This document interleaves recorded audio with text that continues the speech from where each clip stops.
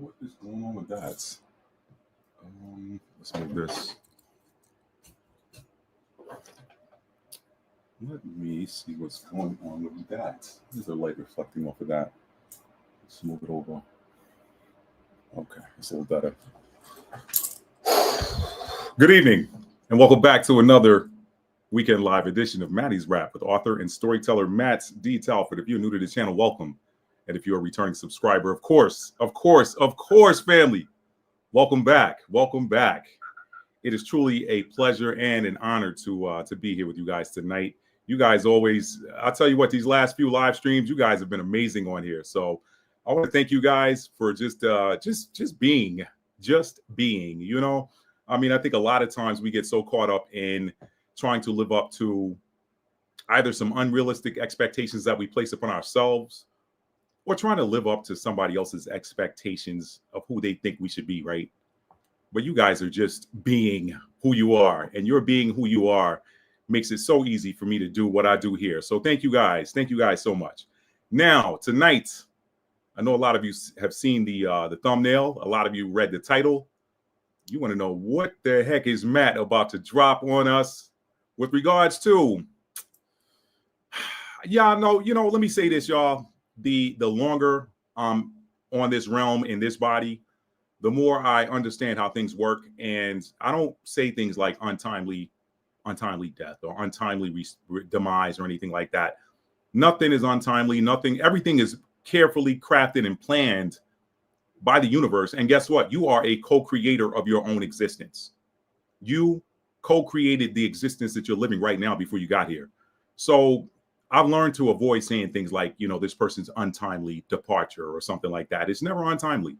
That individual whose soul name is not Malcolm Jamal Warner, that's his earth name for this particular, or for the amount of time that he spent in the body that just left us or that just went away from us. That's the name that goes with this lifetime. But everybody's got a unique soul name and a unique soul purpose, all right? And a unique purpose for which they incarnate in this lifetime. And we're going to be talking about, I'm not going to spend so much time talking about what I think his purpose was. I'm not dealing with that. Y'all, I'm going to keep this strictly about the numbers. And before I get there, I'm going to read a couple of comments because I see y'all checking in. Thank y'all for coming in. And then I'm going to step away and grab my agua, porque yo tengo sed. For my Spanish-speaking viewers, y'all know what that means. Yo tengo sed. Y entonces es necesario que yo bebo agua. Okay, so I got to go get my agua. And when I get that, I'm going to come back. And I'm not drinking any tea tonight, y'all, because it's summertime. And I got the air on, but I got the fan going, too. So I don't want to raise the body temperature and be on here sweating like I'm outside working in the yard, which I did yesterday. And it was pretty brutal. Was that yesterday or was that Friday? Friday. Wait a minute, yesterday was Friday. Or was it Thursday? Thursday. It was Thursday I did it, y'all. These days run together. Anyway, let me see what we got in here, y'all. What's up? We got my girl, Anya's Intuitive in the house. Anya. We got Anya in the house. Shout out to you, Anya. I'm gonna be spotlighting you tonight. I got something in the notes that I want to discuss tonight, and this was you catalyzed that portion of what I'll be talking about tonight, and we'll be getting on that in the. Is this the appetizer or the main course? Y'all, I'm laying this stuff out like it's food, right? I'm gonna give y'all an appetizer tonight. I'm gonna give you a main course, and we're gonna close out with some nice dessert, okay? Let me see who else we got here. Thank you. Shout out to you, Anya. Thank you for being here, fam. Karen, we got Karen in the house. What's up, Karen? Thank you for being here. Tora Girl, TG in the house. What's up, Tora Girl? Thank you for being here tonight. Thank you for Jojo Mac. Jojo, my bro, Jojo. Thank you for being here, Jojo. Okay, y'all, let me put some music on for y'all. And this one is I'm Allie Roo. Oh, snap, y'all. Oh, snap. We got the beautiful, lovely Allie Roo that has blessed us with her presence. Allie, thank you for being here tonight. It's always a pleasure to see your name pop up in the chat. Thank you for being here, Allie. Allie Roo, how are you? Okay. All right. Let's see. So I'm gonna switch it up tonight, y'all. I've been doing the R&B thing. That's the soul thing, old school soul, classic soul, not the neo soul, though I love neo soul, but I know I can't play neo soul on this channel because it's too new. And I'm going to copyright police are going to say, whoa, trim that part out of your video, or we're going to stop propagating your video. That happens sometimes, but I can get away with the old school stuff. So I'm going with some old school gospel, y'all, some old school neo gospel. Okay. This one, this tonight's selection is by a group that I listened to after I got out of the Army. My old roommate that I had, my first apartment that I had getting out of the military. I want to say living on my own, but I've never really lived on my own, y'all. I've always lived with a family member or a roommate or something, you know, spouse, whatever. You know, I've never had my own place, but that's coming. That's coming because that's a personal dream of mine. That's coming, y'all. What dreams do you have? You ain't got to put it in the chat, but just speak on it. Speak on it. We're going to be talking about the importance of that speaking, right? I'm doubling back down on something we talked about before in the appetizer tonight, okay? But for us to be able to get to that appetizer, I got to serve y'all up a pre-appetizer. Let me do like the wait staff does when you go out to eat. They bring the water to the table. Sir, ma'am, can I get you something to drink? Oh, I'll just have a glass of water. Okay, well, let me bring y'all some water and y'all listen to this nice selection. This is by a group called Kingdom. Okay, again, I got off on a tangent. My old roommate, shout out to Chris. I know Chris don't watch my channels anymore. I haven't seen Chris in years, but I'm thinking he's still more, we're on different frequencies. It's cool. He's more in that, he's still in that Christianity track, unless I'm mistaken. I haven't spoken to him in years or seen him in years, but he's cool. Me and him were really cool. So he and I were roommates back before, right after I got out of the Army. He was my roommate for about 6 months. And then, I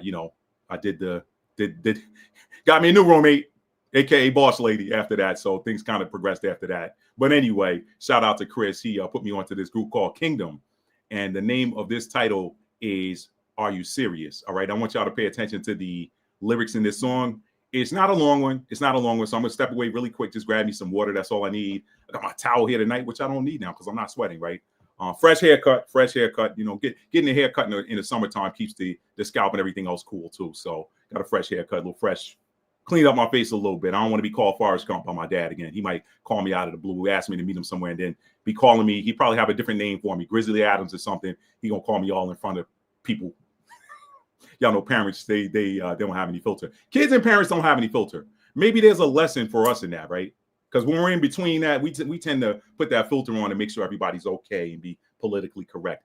Maybe we can learn something from the children and our senior parents, elders, whatever. They take the filters off, y'all, while we got them on, right? Anyway, I'm filterless. So anyway, let me put some music on for y'all. This one is called Kingdom.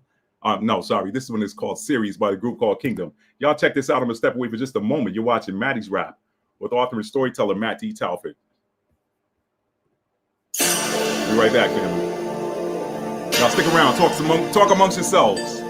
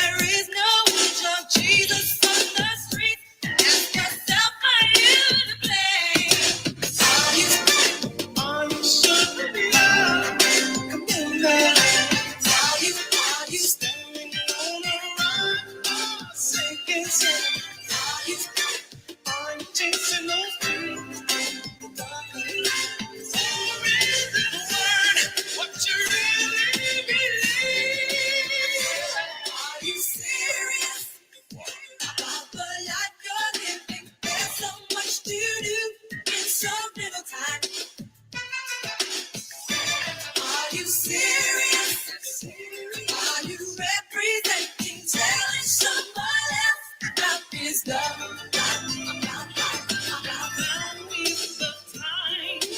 Make up your mind to let your light shine in your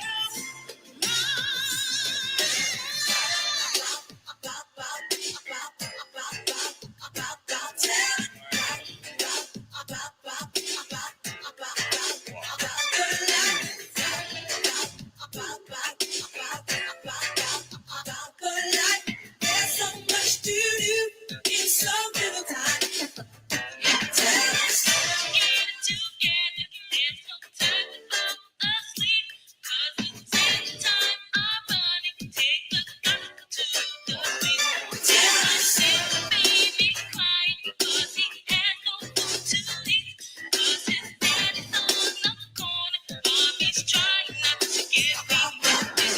Share sees this happen when this church is in your town. They're too busy having service instead of putting your arms around all the poor and lonely people in the world that need his love. Are you serious about your life to let you know? Are you serious about the life?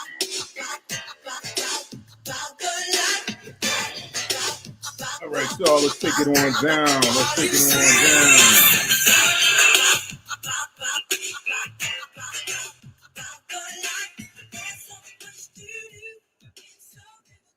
I love taking it down, y'all. It reminds me of the days of vinyl. Yeah, man, I'm gonna tell you what.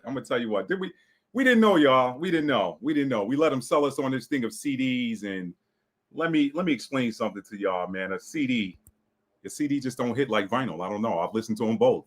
Listened to 8-track. I've listened to cassette tapes in my life. I'm telling my age. I remember the old 8-track players. I remember the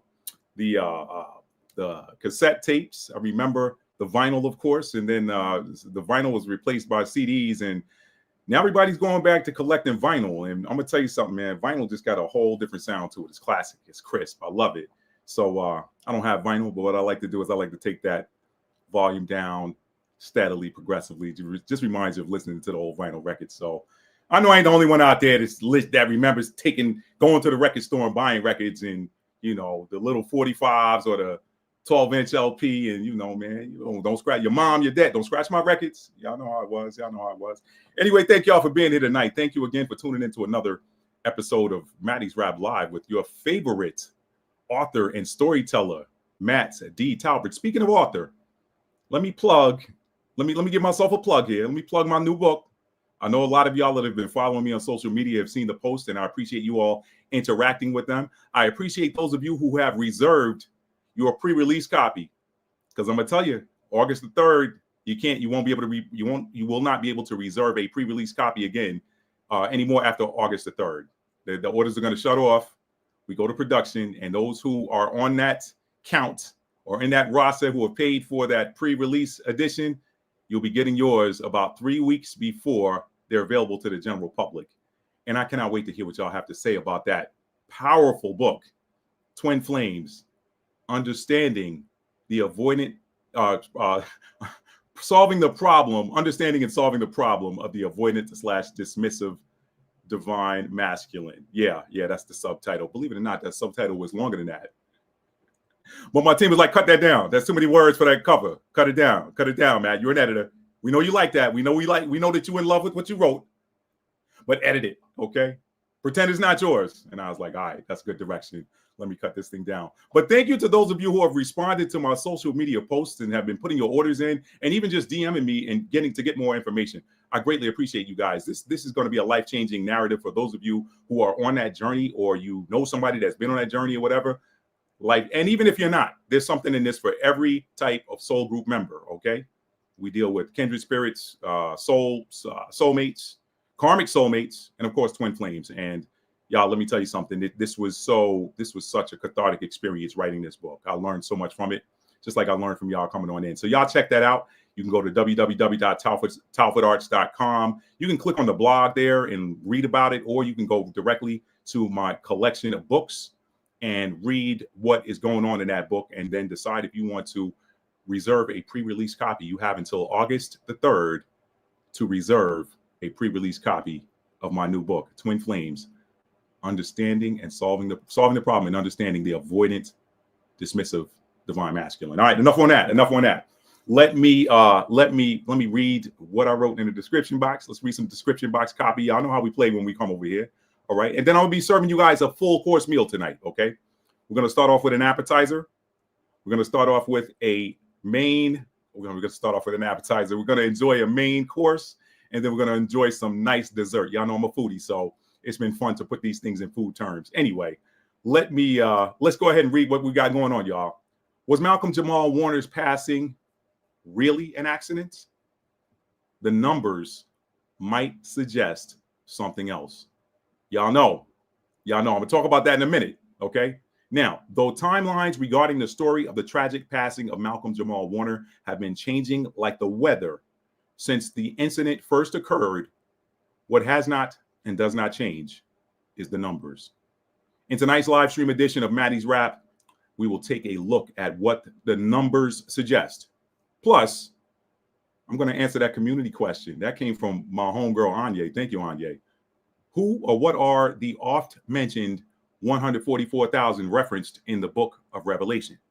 I'm going to add, got a nice add-on to that. Got a nice meal compliment for that, okay? For those of you that, some of y'all want the steak straight up, the butter, the salt, the parsley, the pepper, the garlic, okay? And then some of y'all want that add-on. Some of y'all want that sauteed mushrooms, the sauteed onions, or the lump crab cake, whatever y'all eat on top of your steak, all right? So we're going to give you a nice meal compliment. And if you're a vegan, then I'm sorry, I have to sit this meal out, okay? We'll bring something to you. We'll bring you a lettuce, nice iceberg lettuce salad, with some vegan dressing or whatever you eat. Not make it fun, not poking fun. Eat whatever you like. We don't need a label. Just eat, okay?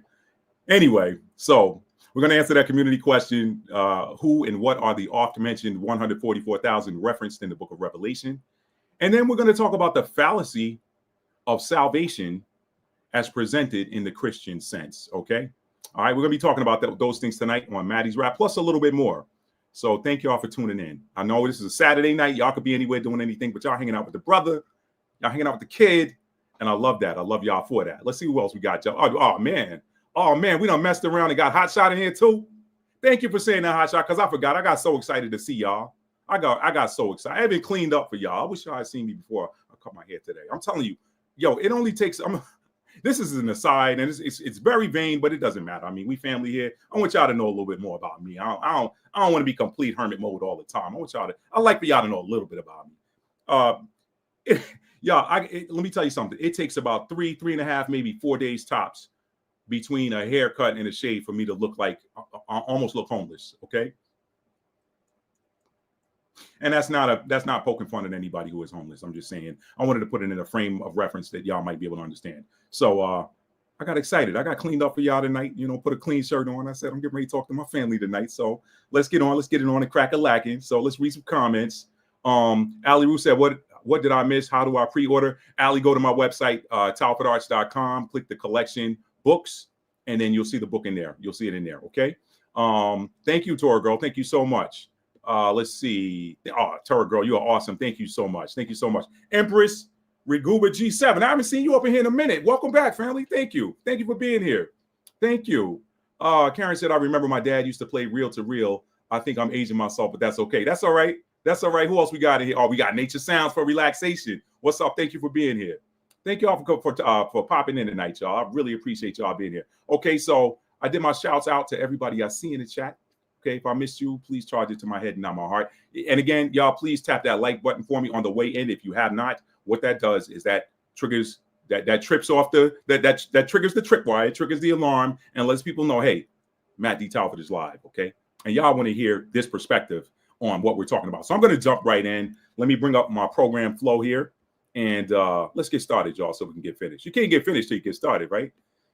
So let's see. What do I have here? Where are my notes? Okay, let's see. All right. So Malcolm Jamal Warner by the numbers, y'all. By the numbers, okay? So appetizers again. We are going, and I want y'all to know something. I'm going to give y'all some appetizers that have to deal with some previous content that I put out here.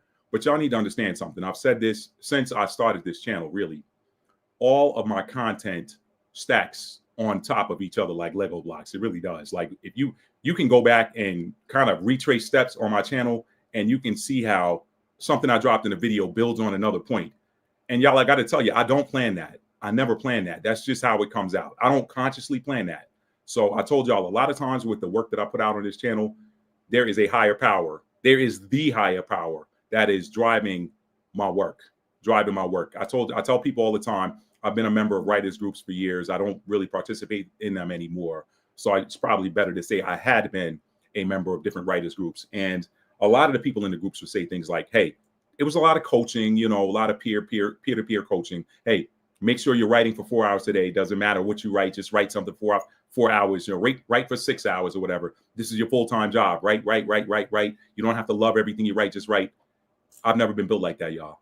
I have to be inspired. If I'm not inspired to write something, I'm wasting my time. So I've never been that dude. If you give me an assignment, I'll knock that out. That's one thing. But me just writing just to write, I don't. So when I tell y'all that I don't plan to have this stuff stack on top of the next thing or the next thing, it just happens that way. I mean that. I marvel at it sometimes when I'm taking the notes for whatever the next session is going to be. I marvel when I look at this. I'm like, man, I was just talking about this. So let's get into that. Appetizer. I got probably what, let's see. Let's start with a praise report, y'all. Let's start with a praise report / update. Now, some of you all were on the live stream that I did where I was talking about your problem solving style based on your 10th house. What's in your 10th house? What is your Saturn sign? What is in your 10th house? And, you know, there were probably about 2 or 3 other layers of, I'm sorry, there were 2 more layers, 1 or 2 more layers be deeper than that on how you uniquely solve problems. Everybody doesn't solve problems the same way. You can try and you might get a result doing it the same way somebody else does, but that's pretty much following a script. For example, a problem solving. If you don't know how to make a pound cake from scratch, well, somebody already solved that problem. All you got to do is follow the recipe. That's not what I'm talking about. I'm talking about different problems or different things that appear, different things that come up, different challenges that come into our lives. And these are pre-planned. They are as pre-planned, y'all, prior to birth. A lot of these problems and challenges are as pre-planned as was the different stations that I had to go through as a soldier when I was going through the expert field medical badge trial. They have these different problems or different stations that you have to go through to prove your proficiency as an expert field medic. You go in the Army, everybody gets the same general training. You got your boot camp, and then you go to your advanced individual training. All of the medics go to the same Academy of Health Sciences at, I don't know where it is now. When I was in there, it was at Fort Sam Houston, Texas. I'm assuming it's still there. That was the Academy of Health Sciences. I'm assuming it's still there. So everybody went to the same medic school or whatever your profession was going to be in the Army. Everybody went to the same one. Okay. But when it was time to do this expert field medical badge, this set apart the medics. Okay. Everybody's a good medic. Everybody's a general medic. Everybody's been trained. Let's find out who's got the expert skill set. Okay. So each one of those stations was pre-planned, and you were presented with a problem that you had to solve en route to getting or attaining that expert field medical badge. This was set up by an organization long before I got to Fort Sam Houston or Fort Polk, Louisiana, because I took the EFMB once I got to my permanent duty station, which is pretty much how it works. All of those stations were set up by somebody in Army's TRADOC. I think they still call it TRADOC. I don't know, but that was Training and Documentation Command, or Training and Doctrination Command, or something like that. I don't remember what TRADOC stands for. It's been a long time ago. But somebody in TRADOC set up those stations for the medics, and we had to go through that. Well, guess what? Everything that you go through in this life is pre-planned, okay? But guess what?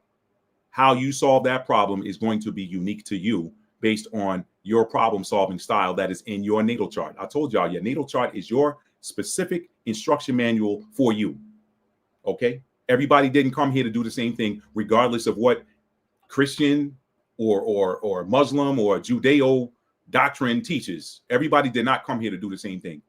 They tell you, generally speaking, well, we all came here to serve God, and to serve him best, you got to join a church, or you got to join somebody's ministry and do. No. That in a lot of cases becomes a second job to whatever your occupation is, because a lot of people didn't come here to do any of that stuff that you're doing when you're in these different ministries. And that's why you have so much infighting in church. But that's a story for another day. Okay. If you were called to do that and you were supposed to be doing it, guess what? It would be a lot easier than it is when you're trying to do something that you were not created to do. Okay. All right. So now, so your problem solving style.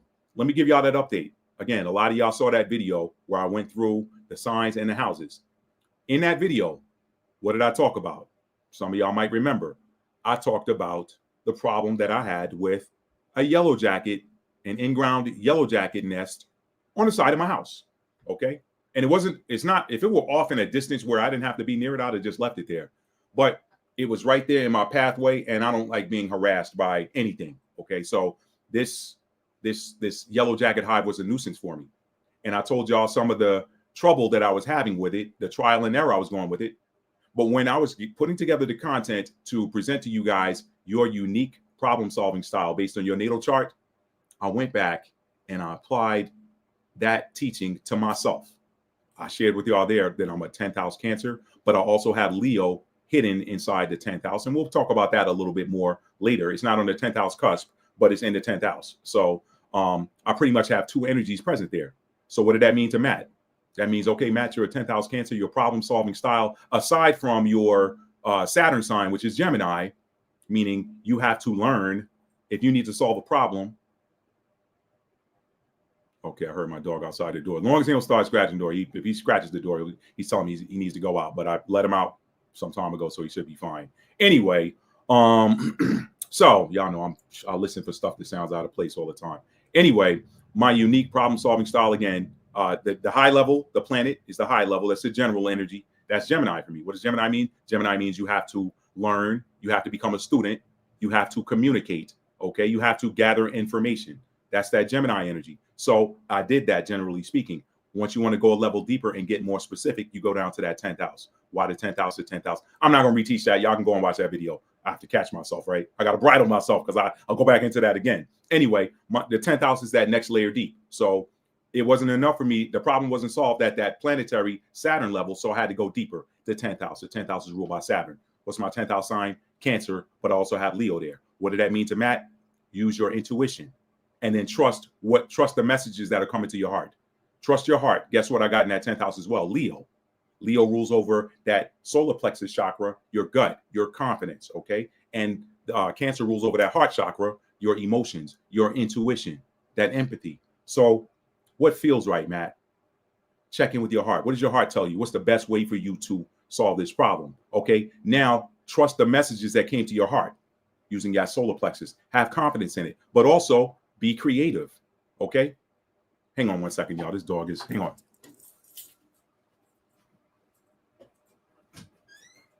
You good? Stay.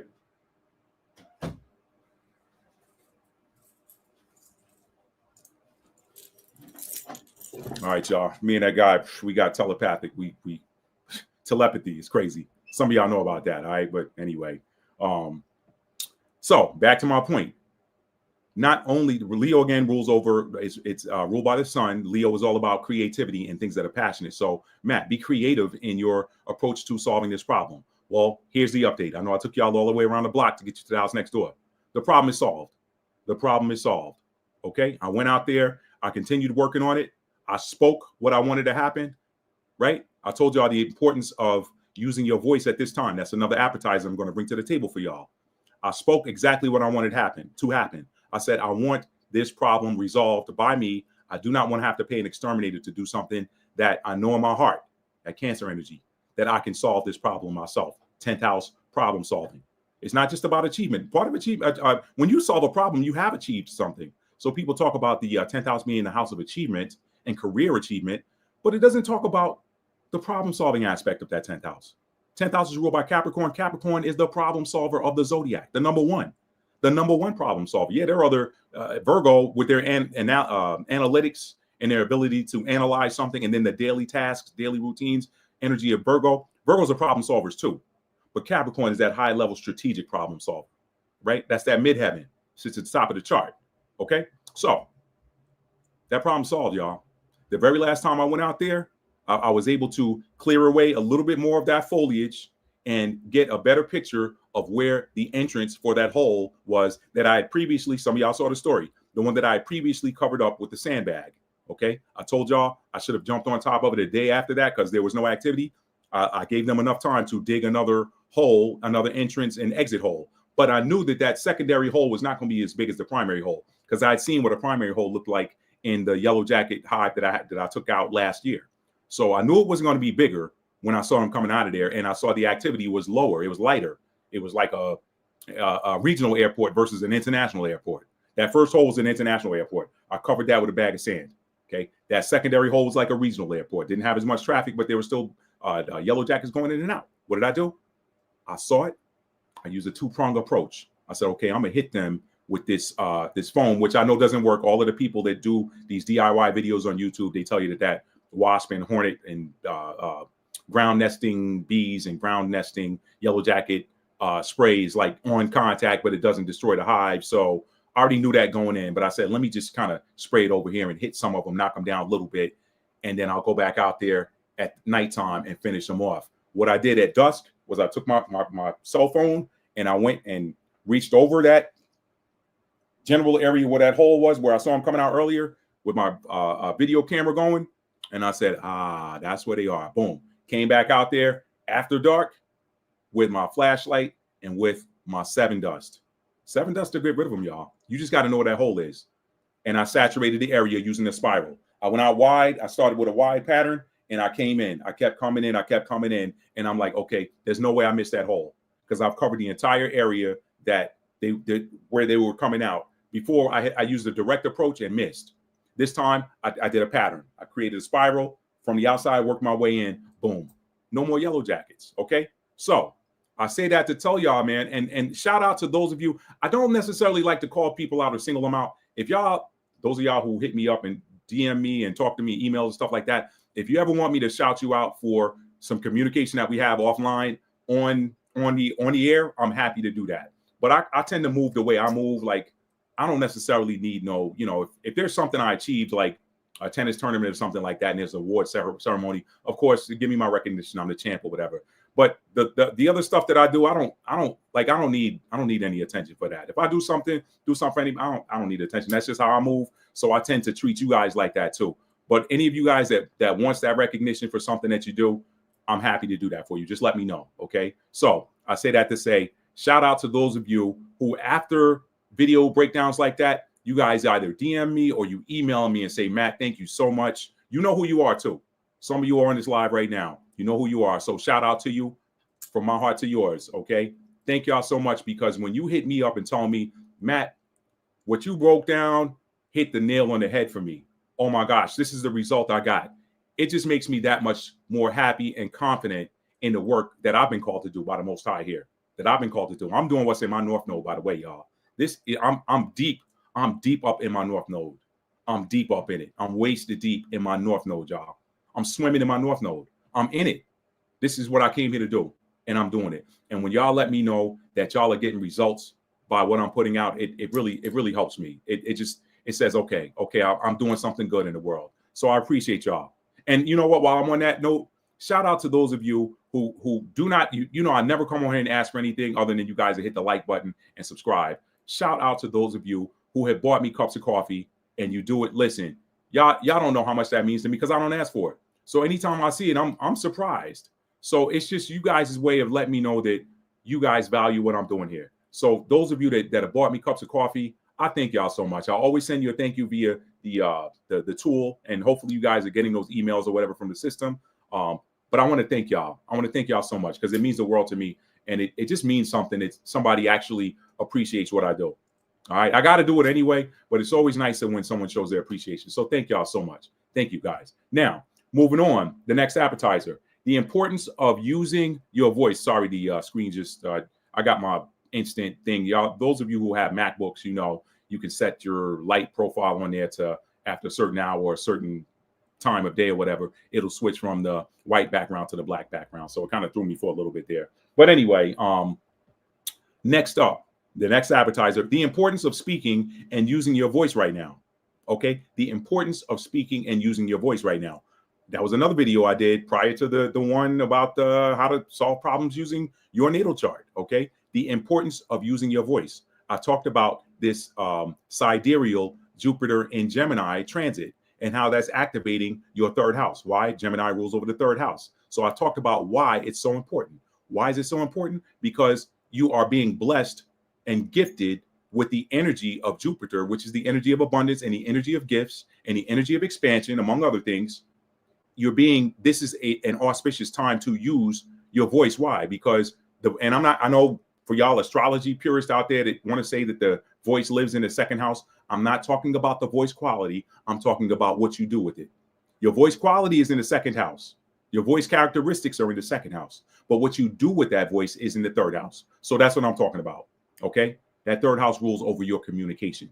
Now is an auspicious time to communicate for anybody, but especially if you have third house placements or Gemini placements. You were chosen to come here and be here at this time in this particular season during this transit with everything else that's going on in the world, all of these cosmic portals, to use your voice and speak up. Okay, I talked about that, but let me go a step deeper, a step further. Okay, I want you. What kind of emoji do I want y'all to put in the chat? What's your favorite emoji that has to deal with the energy of being pissed off or angry? Whatever your favorite pissed off or your favorite angry emoji is, put that in the chat right now. To if this is you, what I'm about to ask. Are you someone who is pissed off with just what's going on in the world today, just the general state of the world? Are you somebody that feels like the world could be better and you're sick of the negative news that comes out and constantly being pushed out by the media and constantly being propagated on even social media, where they always seem to prefer negativity to positivity? And I say that because my brother sent me a story this morning, from a local news outlet where he lives. He lives in Virginia. He sent me something that's a story from a local news outlet, and it was talking about a boxing gym that someone opened up to keep the kids off the street. And I said, that's a feel-good story. Why don't we see more of those? Well, we know why, okay? But if you are somebody that is pissed off with everything that's going on in the world, the constant political fighting and all of these ads that are always blasting different conditions, if you will, that you can go and ask your doctor about, da da da da da da da. Y'all tired of that? Let me see what y'all put in the chat over there. Let me see. Exhausting. Okay, exhausting. Got it. Okay, thank you, Tor Girl, for asking. Empress Reguba G7. Thank you. Some of y'all too. Okay, let me explain something to you that you may not have known. You may know, but you may not have known. If you are pissed off with the state of the world right now, y'all, you were put here to be pissed off at the state of the world. You were put here to be pissed off right now. Let me tell you what else that means. That means that you're vibrating on a different frequency. You're vibrating on that light frequency, and you are sick of the darkness. So let me tell you how that works and how that ties into the importance of speaking and using your voice right now. You were put here to be pissed off because you've got something inside of you. You've got some sort of light or activation codes inside of you that switch on when you get pissed off with the darkness. Y'all stay with me for a minute. Y'all stay with me for just a minute. If you are pissed off because of what's going on in the world, you were sent here for that. I'm right there with y'all. I'm not going to put something in the chat there, but y'all know, because I talk about it all the time. I'm sick of it too. I'm sick of the BS too. Okay? But each and every one of us that's tired of the state of this world right now, we were put here to be tired of it. You know why? Because the Creator knew that at this season, if I plant these particular star seeds, I'm going to be talking about that a little bit later. If I plant these particular star seeds into this realm at this season, guess what? They're being fed up and saying enough is enough is what is required for me to activate the trigger response that is going to drive out the darkness. Think about that for a minute. Y'all don't believe me? Think about this for a minute. Let me give you an example. Let's say 5 miles away from where you live on the opposite side of town, there is a rat-infested, roach-infested building. You don't live there. You don't even have to drive past there. The building is abandoned. Nobody cares about it. It's an abandoned side of town. Is that a problem for you? Are you going to be triggered to correcting something that is broken or something that is intolerable in an area where you don't live and nobody lives there, nobody's complaining? No. Those vermin and roaches and whatever, they're going to be free to just keep doing what they do over there. But guess what? If that side of town now needs to be renovated so it can thrive again, guess what the beginning of that is? The beginning of that is a vision. And then that vision has got to be sold to someone that says, hey, yeah, you know what? I like the sound of that. I want to buy into that. And then those people that want to buy into it, they got to go over there and see what needs to be done so that side of town can be revived, right? Once they get over there, they're being pissed off at what they see is what activates the change. Nah, we can't build nothing over here as long as we got this going on. First thing we got to do is we got to clean this up. We got to demolish these old dilapidated buildings, okay? We got to check we got to find out what it's going to cost to, make sure update the water systems over here, the electricity, whatever. And then let's find out what type of buildings we can put here. Let's rezone this. That's what is happening in the earth. Y'all were placed here right now. The Most High the Most High Creator loves this realm so much that he placed the righteous here so that the righteous can activate the cleanup. A lot of people talking about, we're going to die and go to heaven. Listen, heaven is coming here. You came here from that realm of bliss. Why would you come here why would you leave bliss to come to something that's a lot of people in the spiritual community call earth the ghetto? Why would you leave bliss to come to the ghetto? Unless you were sent here on that mission. Wake up and remember who you are. So let me put it all together for you now. You were put here to be pissed off because you're being pissed off. It is what is activating the change. All this wild weather patterns you're seeing, all of this water coming up out of the ground. I follow a guy on Instagram named Conscious Juice. Some of y'all know who he is. Conscious, Joose, Conscious Juice. He puts videos out every day showing you what's going on around the world. Okay. A lot of videos I'm seeing, a lot of these towns is getting flooded and wiped out by water. The water ain't even coming from above. It's coming from out of the ground. You know why that's happening? Because some of y'all just, Second Ezra is the 15th chapter. I've read it before. The souls of the righteous, the souls of them that were taken out of this realm, complain daily, complain constantly before the Most High. How long you gonna let them thrive there? How long you gonna let them keep doing it? I read Romans 9:22 for y'all a couple of lives ago, 1 or 2 lives ago. What if God will let me pull that up real quick. This ain't in my notes, but let me pull it up because I can always show y'all better than I can tell y'all. Let me pull it up. Let's see, Romans. Be a second, y'all. This ain't in the notes, but you know what? You got to be ready to sidestep sometimes. Okay, let me pull this up. Y'all remember this, but I'm gonna show it to you again. Thank y'all for being here tonight. All right, let me make sure this is on the screen because y'all know this app be tripping sometimes. It's there. Romans 9:22. What if God, what if the Creator, what if the Most High, what if the universal I Am presence, willing to show his wrath and to make his power known, endured with much long suffering? Let him run a long time. The vessels of wrath fitted to destruction. What if he endured with much long suffering, meaning patience? He patiently endured all of the crap that's going on in this realm. Okay. What if he did that to make his power known, willing to show his wrath? Hey, you know what? They've forgotten about who I am. Let me show them how powerful I am. And then on the flip, this is the part for y'all that's pissed off at this time. And that he might make known the riches of his glory on the vessels of mercy, which he had afore prepared unto glory. Okay? So y'all will put here, y'all being pissed off with the way this looks is what has activated a lot of the stuff that's going on in the world. A lot of this cleanup, just y'all being tired of it. That energy leaving your heart chakra and going out and radiating. A lot of y'all will put here to be beacons for the light to come in and clean up. And guess what? A lot of y'all have spoken into existence a lot of what's happening right now. That's why in this season, it's really important to speak exactly what it is that you want to see come into this realm. The righteous have that authority. The unrighteous don't. Let's go on back to that other live I did where I was talking about how Low vibrational entities and low vibrational beings do not have creation power.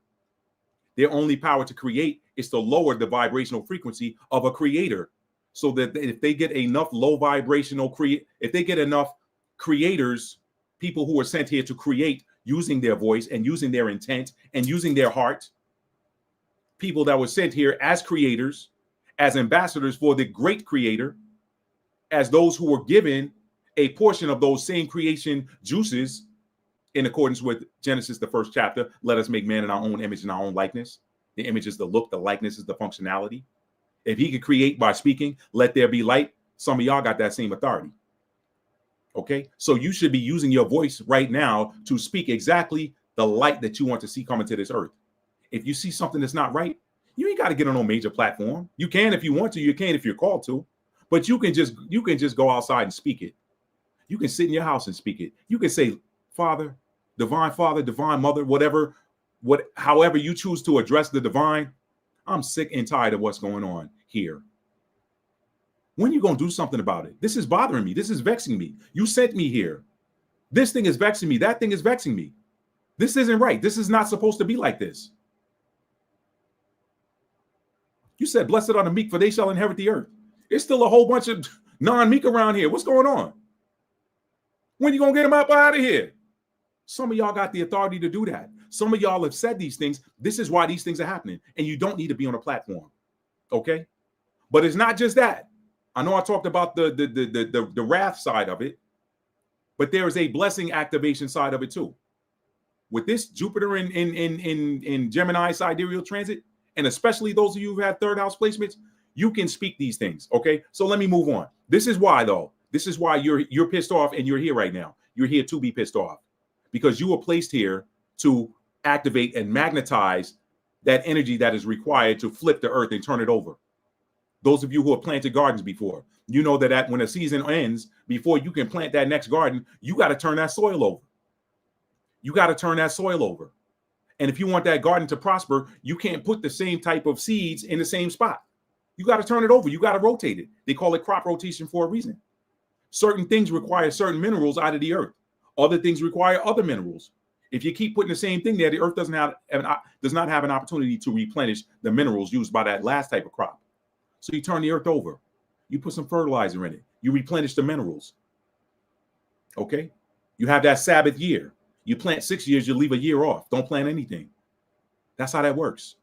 So y'all were put here to experience being pissed off because you are the ones that's going to ignite this new creation, the new heaven and the new earth. Y'all are bringing it down. That's how that works. So you have to use your voice right now. Use it to speak against the darkness, but also use it to call in things that you desire in your reality. They work together. Darkness out, light in. Something you want in your reality, bring it in with your voice. Something you want out of your reality, send it out with your voice. That's the importance of using your voice right now. So if you're here and you pissed off, congratulations. You're one of the chosen ones. You were sent here to be pissed off. Understand why. And now use that to your advantage. Use it for what use it for what it's for. You got eyes, but they're not for me. You better use them for what they for. And that's the C. Somebody know that song? Put it in the chat. I'm gonna see how old school y'all are. Where did that lyric come from? All right. Name the group, name the song. Where did that come from? You got eyes, but they not for me. You better use them for what they for. And that's the C. Okay. All right. Use that pissed off energy for what it's for. That is to create a new world. Use that example, that analogy I gave you of a building or a dilapidated side of town that's got all kind of stuff going on it. If you ain't there, it ain't happening. It's not a part of your reality. But if you want that to turn around and be able to use that, guess what? You got to go in there and you got to clean it up. But you're the one with the vision. Obviously, somebody else didn't have a vision because it stayed that way, right? The darkness don't have a vision for bringing in the light. Why? Because they love the darkness. If you're pissed off right now at what's going on in the world, it's because you love the light. So you're being pissed off is what's bringing it in. Let me move to the next one. We're still eating appetizers, y'all. I want y'all to enjoy dinner tonight. We're still eating appetizers. Now, next point, Leo season. Leo season. That is the season we're in, okay? We are in Leo season.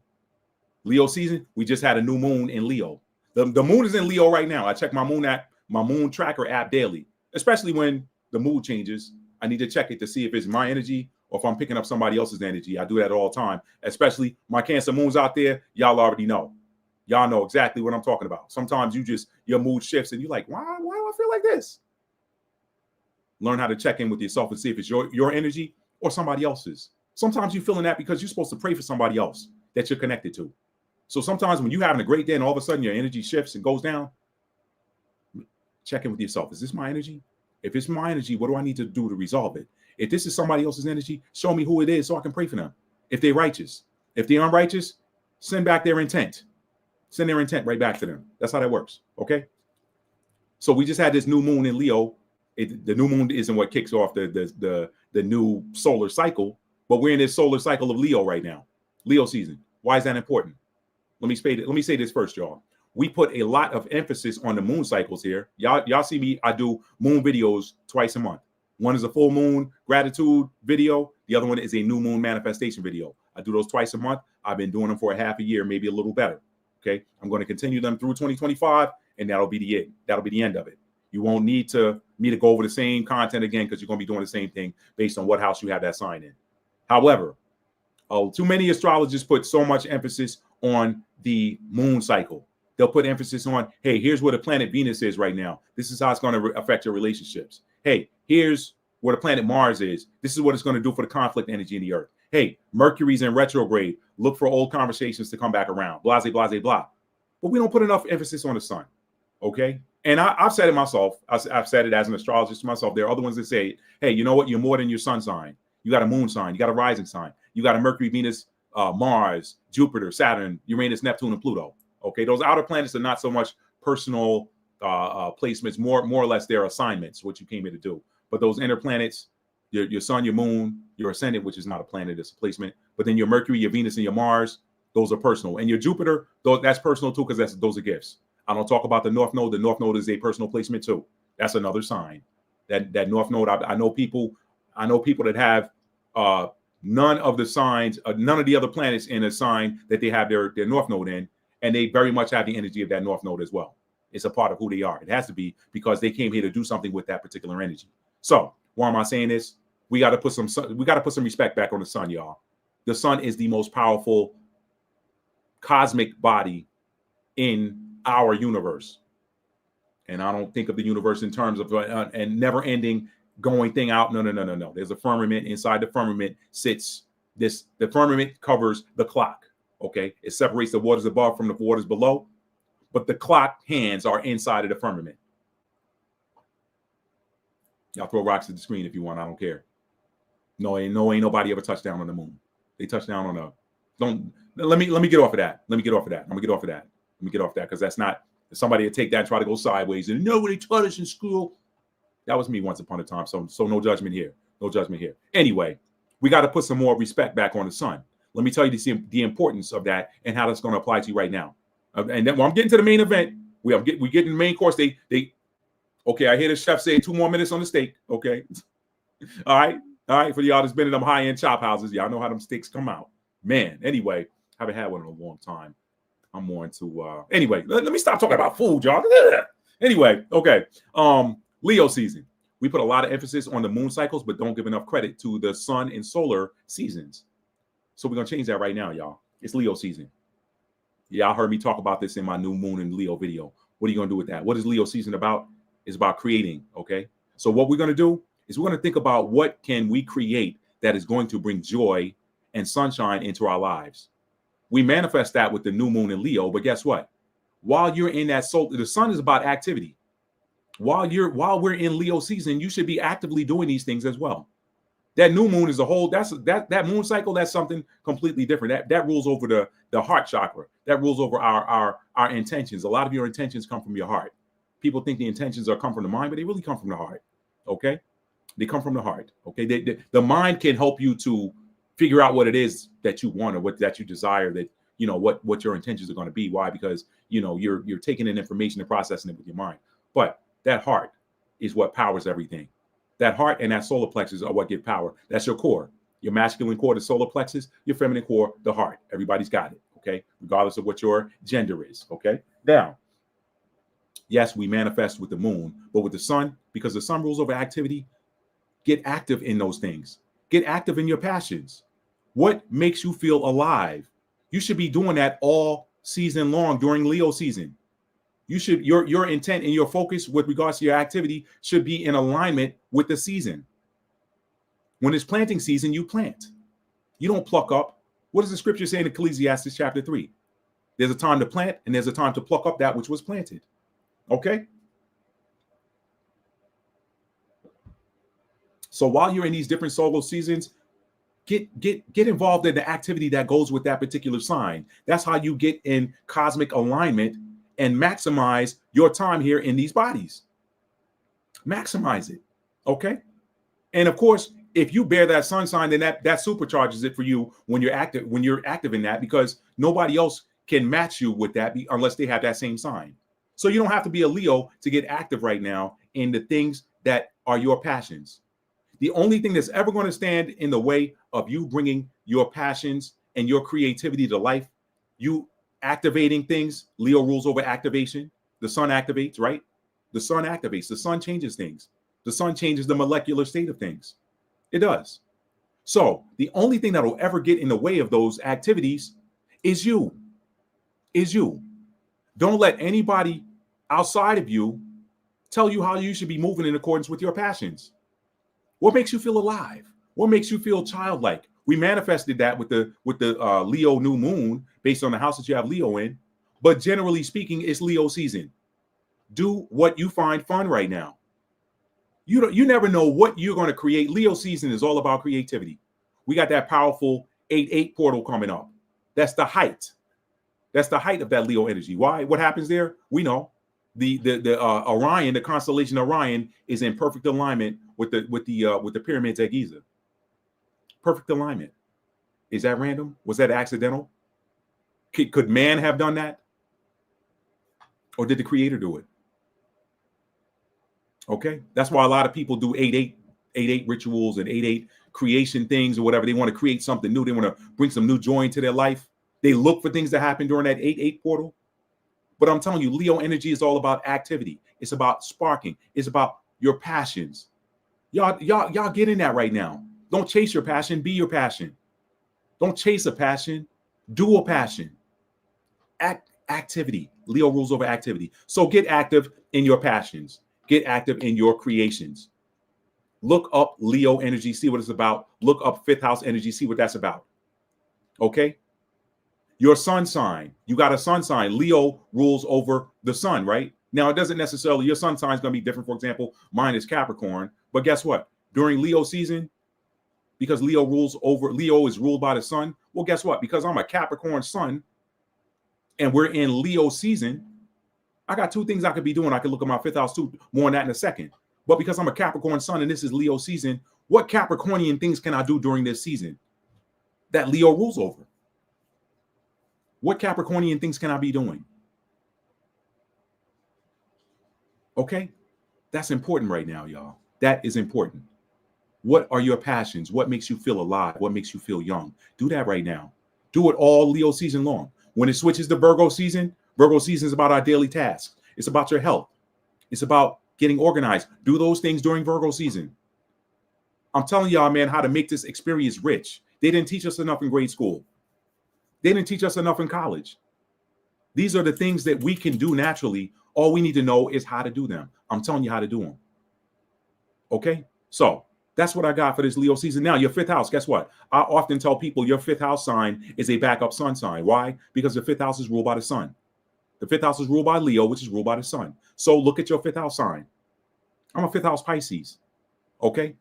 I should be getting on the dreamscape. I should be imagining what do I want to bring into my reality during this Leo season of activation. What dreams can I activate? What can I be doing right now that's of a Piscean nature during this season of creation? Pisces is that bridge between heaven and earth, right? Pisces rules over visions. It's ruled by Neptune. What visions can I bring into my reality? Y'all see me doing it right now. Exactly what I'm doing every day. I've never done this, y'all. I have never, ever promoted any of my literary works the way I'm doing it right now. I'm getting creative. Why? Because I want to be in alignment with this Leo season energy. Leo is about activation. It's about creating. It's about the spark of life. So I'm doing something different. And I appreciate y'all interacting with the posts, because guess what? I'm getting a lot of traction. I'm getting more traction on these posts than any I've ever done. I'm surprised. But guess what? It's because I'm in alignment with the energy. And I'm not going to say I did that by accident. I just kind of fell into it. But again, when you speak with that voice, going back to appetizer number 2, when you speak with that voice and activate what you want to come into your reality and you expect it, it's going to happen for you. Keep it high vibrational. If it's low vibrational and you wishing against somebody, there's some reverberation that comes with that. There's some reverb. You don't want that. You don't want that. Vengeance is mine. All right? Vengeance is mine. I believe that's Deuteronomy chapter 35. To me belongeth vengeance, saith the Most High. So, you know what? I ain't saying don't clap back if somebody try to put hands on you. Now, that's different. I'm built different. We ain't talking about that. If you bring violence, you're going to get it. All right? We ain't talking about that. And I ain't trying to go low. But I needed to say that because some people, I'm not a turn the other cheek person. All right? Unless they family. And I'm like, you know what? I'm going to let that karma eat you up. You slap me. You ain't going to do it again. I'll catch your hand the next time. But it's cool. That's what that was intended for. That scripture was never intended for an enemy, a foreign enemy coming in and from outside to take your stuff, talking about turn the other cheek. That was not what that was for. I don't know why I went down that road. Somebody needed to hear that. Anyway, during this Leo season, make sure that you are focusing on doing intentional, mindfully intentional activities that make you feel great, that make you feel happy. You know why? Because that happiness is going to carry you a long way. It can carry you from the summer into the winter where it's time to rest. And then you've had a great period between that summer activity period and that winter rest and rebuild and recharge period. So get out there, y'all. Get out there. It's time for us to put a little bit more emphasis back on that sun sign. It's Leo season. It's about creativity. It's about sparking the activities that we're passionate about. Don't let anybody block your passions. Don't let anybody. Leo is number 5 energy. The 5 rules over the 5th chakra. That's your voice. You speak what you want to be in your reality. Nobody's got power and authority over you but you and the Most High, the Creator. That's it. All right. So now, that's what I said here. Basically, don't let anyone come between you and your passions, nor between you and whatever makes you feel happy and youthful. Always use that new moon energy to work together with your sun sign and whatever house the current sun cycle rules over in your chart. Stay in alignment with the seasons, family. Stay in alignment with the seasons in your life in order to stay in optimal energy. You want to stay in optimal energy, keep your vibes high, stay in alignment with these cosmic transits. You have these same placements inside of you. I love it when people say, keep that astrology stuff away from me. I don't believe in signs. I believe in God. And I'm thinking, God, how indoctrinated. Woo! What did Dave Chappelle say in that one thing where that one skit where he was mimicking Rick James or whatever. He was pretending to be Rick James. But he's like, cocaine is a hell of a drug. Christianity is a hell of a drug. Y'all snap them chains off your minds. Break that yoke or bondage. I don't believe in signs. I believe in God. Who created the signs? Did the stars create themselves? Did they hang themselves in the firmament? You giving more power. You giving more of your mental power to the so-called devil without even knowing it when you talk like that. But that's a story for another day. All right, so that's the appetizers. The appetizers are all out. I've directed my chefs to get ready to bring the main course out. As the chefs are getting together the main course for you all, I'm going to read some comments and we're going to move on to that main course. Thank y'all for being here. Tap that like button if you haven't done so already. If you're finding this content useful, entertaining, educating, uplifting, and inspiring, tap that like button for me, okay? We don't have to wait till the end to do that. Let's see what else we got here. Okay, I think we're caught up. Let's see. Karen said, that's so beautiful what you said. Thank you, Karen. I don't know what it was because I was going on for a minute there, but I thank you for that anyway. Tora Girl said, amen. I was just speaking about it today and speaking to source. Amen, y'all. Anya said, music. Michael Jordan. What's up, Michael? I ain't seen you in a minute, brother. Thank you for being here. Said K Solo. No, that wasn't K. No, who was that? That was maybe it was. You know what? But I'm thinking about the song. Geez, I don't even remember the name of the song, but it was the song. I already told you. I got a man. What's your man got to do with me? I told you. I'm not trying to hear that. See, let me look the title of that song up, y'all. K Solo, you're probably right on that. You're probably right. Let me double check that. Hang on. You're probably right on that. Let me see. Let's see.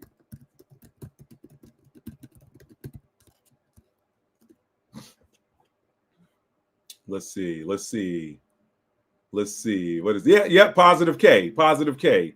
I got a man. What's your man got to do with me? Positive K. The name of the song is I Got a Man, and the artist is Positive K. Got a Man, Positive K. That's the song. Yep, you got it, Ted. You got it, Teddy. You got it. What's up, Chuck? What's up, Chuck? My man Chuck of the Jiving in the house, y'all. He said, why Malcolm, Lord? Why him? It could have been anybody but him. Why, Lord? Okay, we about to get into that right now because I am caught up in the comments.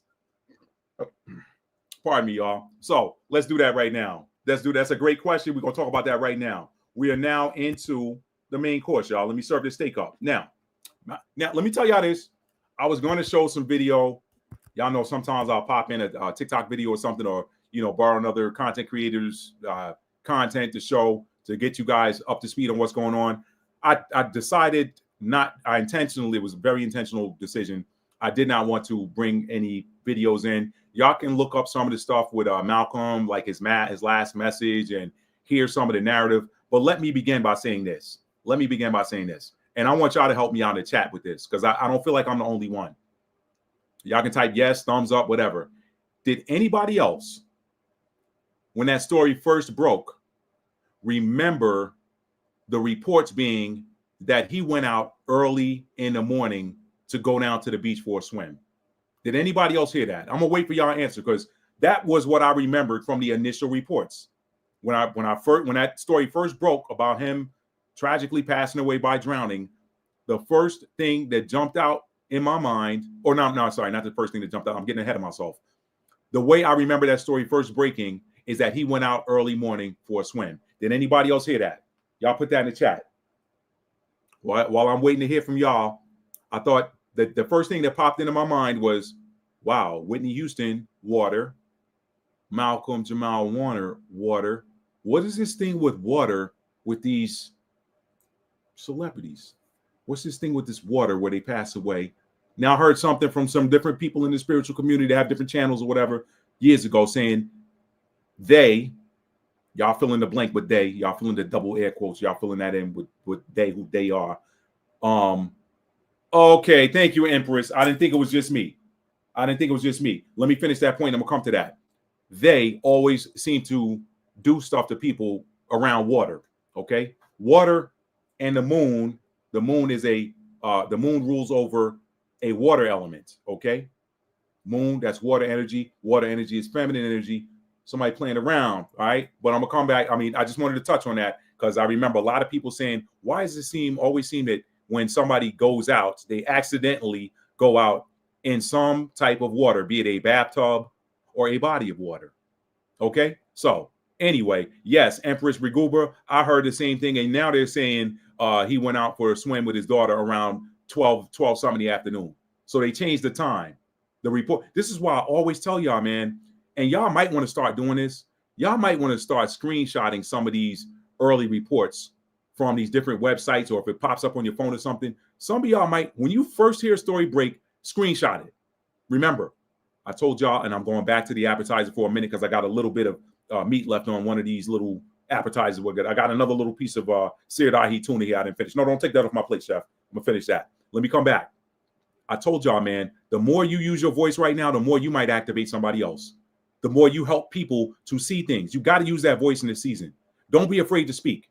I've said this for years, y'all. The darkness is afraid for you to speak. They're afraid for you to speak. So they try to make you afraid to speak. Don't be afraid to speak up. Speak your mind right now. If it's on your mind, you never know who you're helping, okay? I thought it was just me. Thank you, Empress Reguba, for telling me you heard that same story initially, that he went out for an early morning swim. Because my first thing was then, what brother, I don't care what vacation he on. Now, y'all know how we move. I was like, same thing. Yep, JoJo. Same exact thing, JoJo. Water. Yep. Thank you for adding that, JoJo. JoJo said, nah, I ain't even put that on the screen. F them. I don't even don't even get me started. It's a lot coming out about that cat right now, too. A lot coming out about him. They bringing out receipts on him now, too. But I don't want this to turn political, but thank you for adding that, JoJo. No. But when I first heard that story, I said, what brother goes out for a swim at the crack of dawn by himself? We don't even move like that, by and large. Now, I know I don't speak for everybody, but I think I speak for the majority when I say we don't move like that. We don't typically go to the beach by ourselves And if we do, we just walking or we're jogging, we're running. We ain't going for no early morning swim. If we go for early morning swim, it might be in a swimming pool. Okay, it might be in a swimming pool. And usually then we still tend to have a buddy system. Yo, babe, you want to go swimming? All right, somebody down there.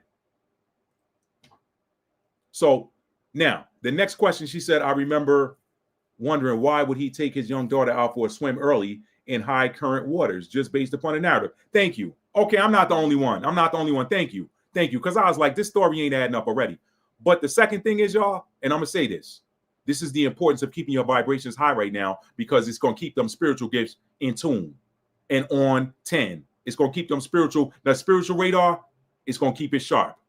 This is why I tell y'all to keep your emotional vibration or frequency high in this season, because there's a lot going on. Now, the very minute I heard that story break, I always check in with my empathy. I'm an empath, y'all. A lot of y'all are too.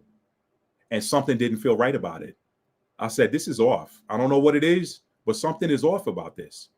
And as the days go by, you start hearing more and more people talking about it. More and more people coming out saying, oh, you know what? He left a chilling message. Oh, he was doing this. He was speaking against these individuals in his podcast, Not That Hood or something like that.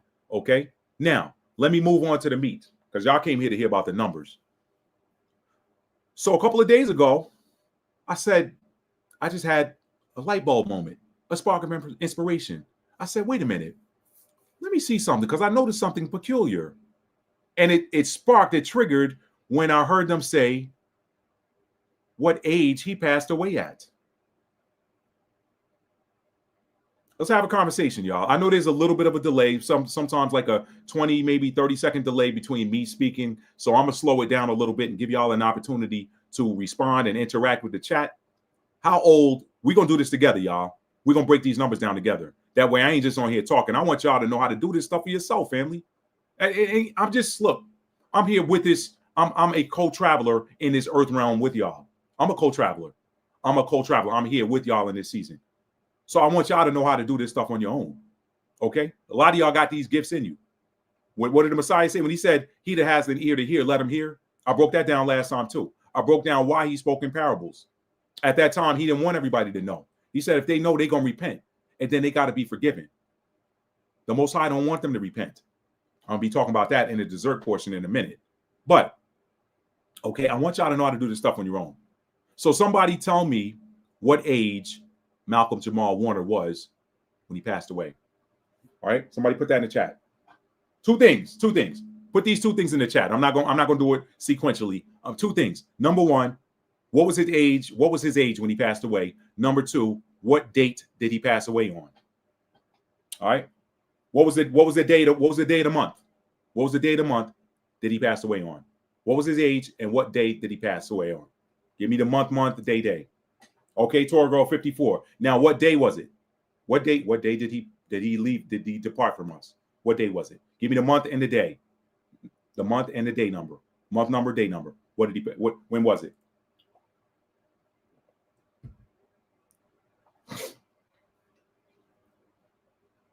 I'm gonna wait, family. July 20th. Okay. What are those numbers? Now let's do the math. Torah Girl. You sharp. Let's do the math. What are those two numbers, respectively? What are those two numbers?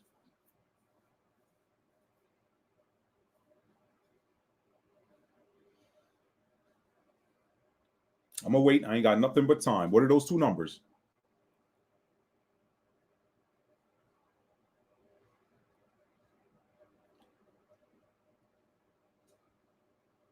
Y'all give me a numerological deduction. Okay, thank you, Empress. Yep, y'all got it. Straight 9 energy.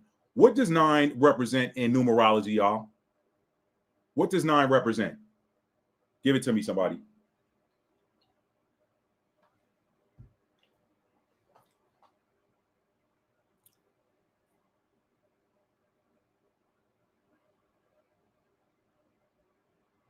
While y'all are typing that in, somebody type in, what does 9 represent in numerology? Y'all been riding this with me for a while, so I know y'all know this. In the meantime, I'm going to bring up I'm going to bring up something I'm going to be sharing with you guys. So let's see. Let's close that. I don't need that. I don't need that. Let's close that. All right. Let me come back. Let me pop back over to the chat and see what's going on. All right.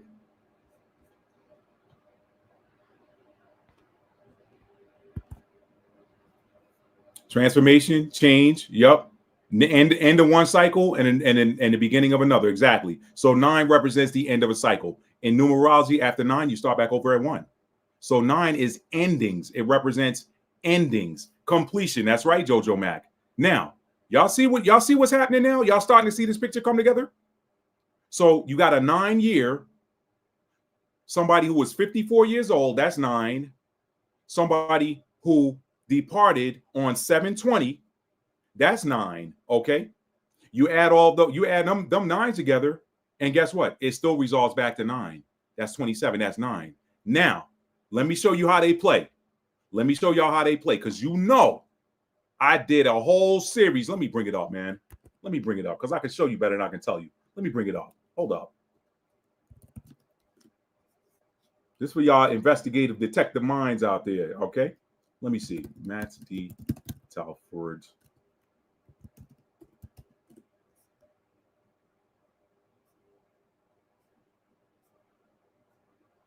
Oh, where is it, Matt? Okay, I got a bunch of them in here. Let me see. Let me go to my channel. Hang on. Matt D. Telford. Let's see. Live. Okay. Let me see. Hang on a second, y'all. Hang on. Where did I do these? Y'all give me 1 second. I'm gonna come back over and see what y'all popped in the chat. Hang on.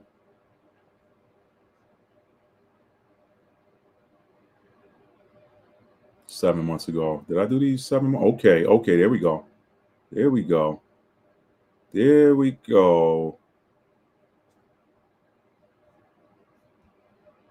Okay. All right. So I did 3 videos on this, and I actually did a standalone one, but let me bring up my channel here and show y'all this real quick. Okay. Is this energy harvesting?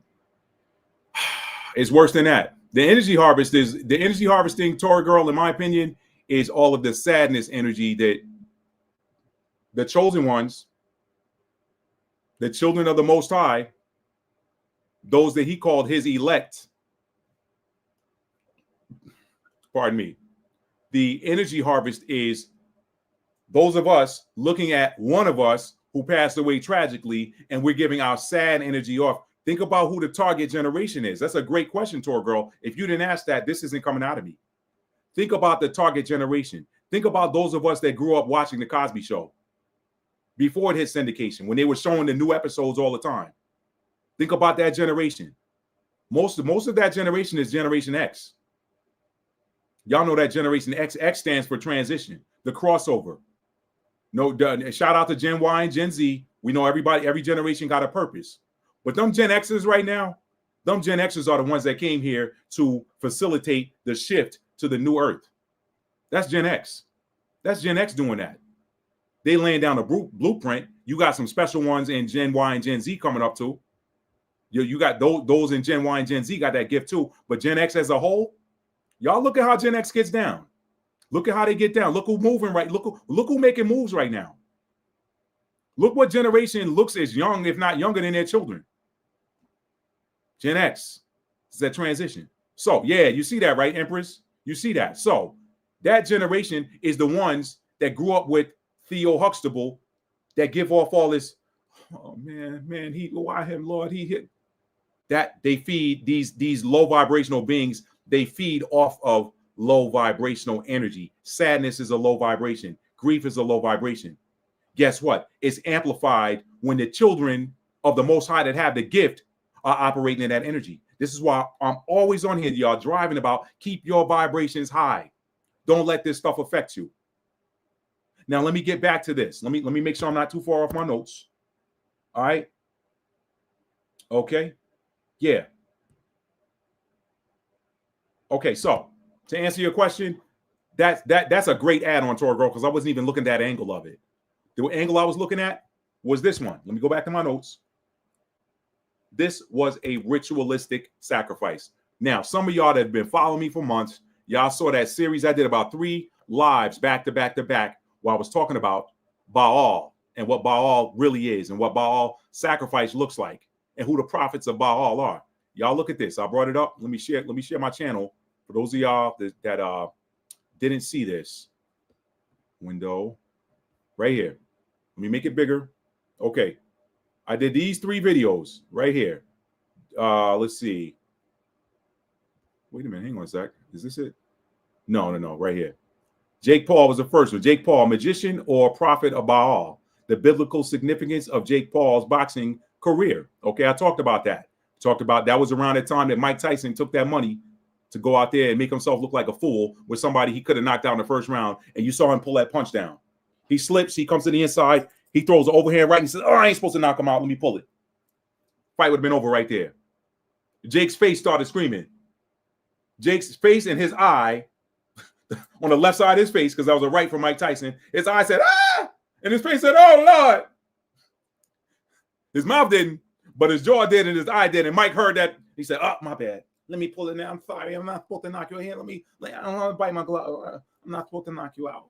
I forgot. I'm sorry. I'm getting paid a lot of money not to knock you out. I'm sorry. Sorry, Jake. Jake's a great fighter. He's a hell of a fighter. Hell of a faker.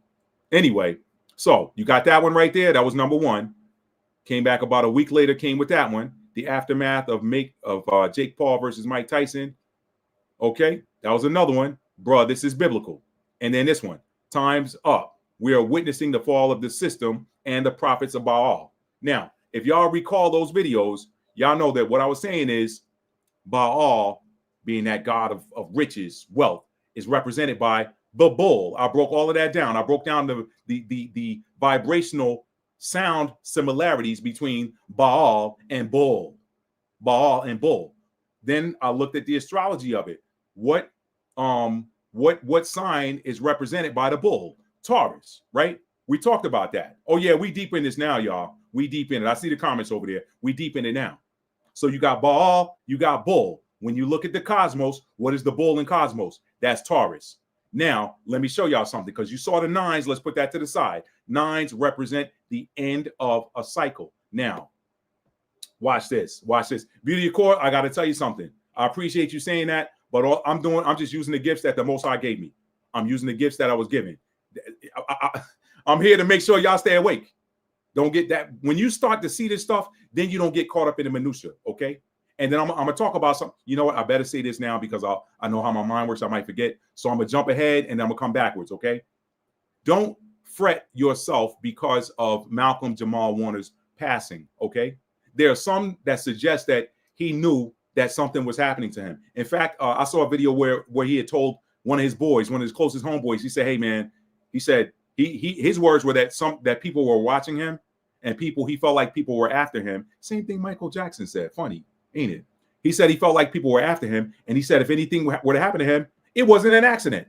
Y'all go look this stuff up. I just didn't want to bring a bunch of videos in because a lot of us have seen those things already. But if you want to go see them, look them up. They're on YouTube. They're on TikTok. Go look at some of them are on Instagram. Go look at your favorite social media platforms. You can see what these narratives are that are being put out by other people. I wanted to give y'all a different spin. Okay. So I just wanted to say that. But that being said, don't fret yourself because of his passing. Remember, y'all, these bodies are temporal, but the energy is eternal.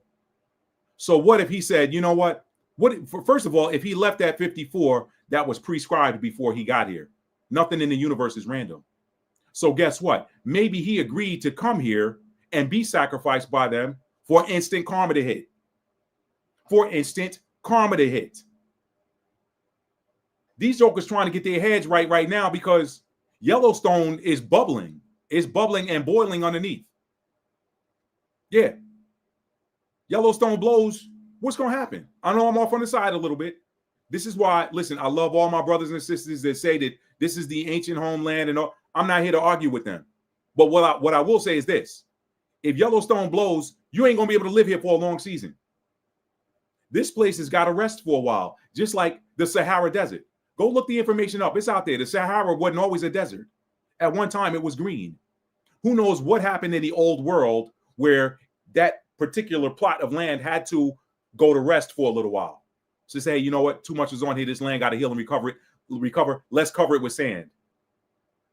They got the evidence to show that the Sahara was once lush and green. So these things move in cycles around this land. So much wickedness has been done to the righteous on this land that it's got to be purged. Nature herself is purging right now. So now getting back to Malcolm, what if Malcolm's whole thing was to come here and allow himself to be sacrificed? Do you know that the soul that is you is way bigger than his body? Y'all go look at some of those near-death experience videos. Everybody says the same thing. They say they felt like they were squeezed into a really tight suit that was 3 sizes too small. And when they left their body, they felt like they could breathe.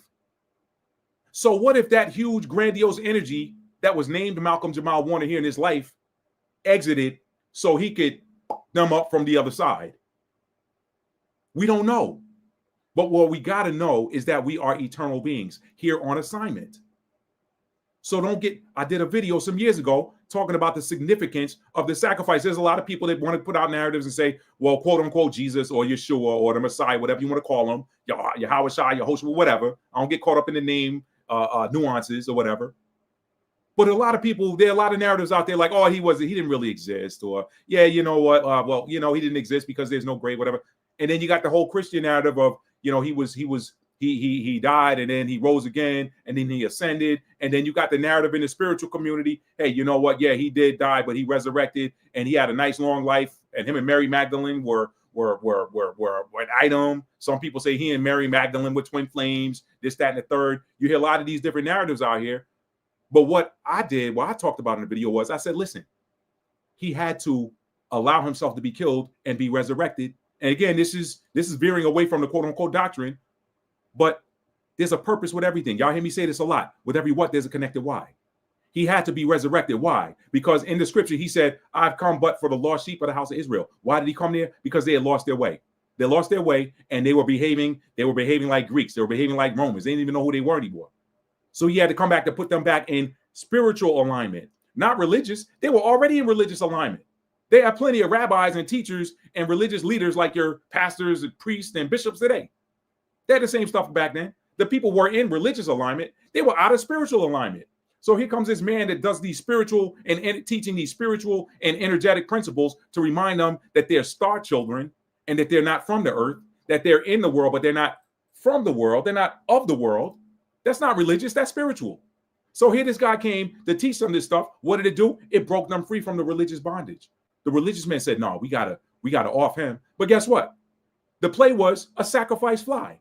When you're hitting a sacrifice fly, it sucks when you're on a baseball team because it's gonna mess your stats up. It's gonna mess up your batting average. But when that coach calls for a sac fly, you got to hit a deep fly ball that you know is gonna get you out, but it's gonna allow that runner at second base to tag up after that ball is caught and leave second, round third, and score a run. That was a sacrifice fly. Why? Because he said, hey, if I let them see me get off and then I rebuild the temple in 3 days, in 3 days, then what I'm illustrating to them is that death itself is temporary. Why is that important? Because fear of death, which is a temporary state, is the only way anybody will ever be able to control you in life. If they can make you afraid of death, they can control you. How? With the fear of death. So he came here to remove that, among other things. So now that being said, if we bring that back to Malcolm Jamal Warner, what if Malcolm agreed before he came here to let them do exactly what they did? And I say, yeah, let them do exactly what they did. I'm getting back to that. I told you I needed to go forward so I can come back so I wouldn't lose my thought, because I know how I move. I'm a Mercury and Sag. What Sagittarius is that? Y'all know how this goes, okay? So what if he agreed to that? Now, let's bring it back. Sacrificing. Because there could be another side to this too, because we are free will beings. And sometimes we make decisions that are out of alignment with our soul purpose. One of my boys sent me a video the other day talking about the celebrities that verbally said that they sold their soul. You can't sell your soul because it's not something that you can sell. It is you. The soul is you. You cannot sell yourself because you don't belong to yourself. You do, but then you don't.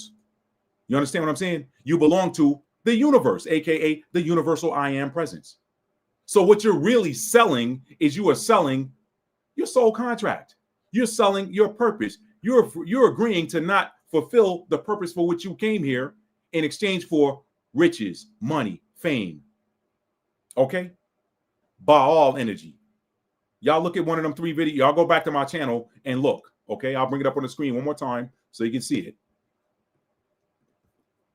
All right? Y'all take a snapshot of those or just go to my channel and look for those thumbnails. These 3 right here. I'm circling them. Let me bring them to the center of the screen. Right there. Now go to my channel, bring up them 3 thumbnails, find them, and get on them. Okay, I did a lot of breaking down what Baal energy is about. Okay, so now why is that important? The bull. Let me show you right now. Again, and there's a reason why I asked y'all if y'all saw that original story breakdown showing that it happened early in the morning. Now they're trying to say that it happened midday. That ain't what they said originally. This is why y'all got to pay attention to them initial reports that come out, because they wait for the reaction and then they adjust by changing the narrative on the fly. That's how you know when that's how you know when you're dealing with a liar. When you're dealing with a liar, the story changes. A truth teller, the story don't never change. The story don't never change when you're dealing with a truth teller. When you're dealing with a liar, a little bit of pressure comes, the story changes. Now, let me show y'all something here. Let me bring this up for y'all. Y'all saw all of the 9 energy. Now let's move that. Let's hold that to the side. Show y'all how this was a sacrifice to Baal. Watch this.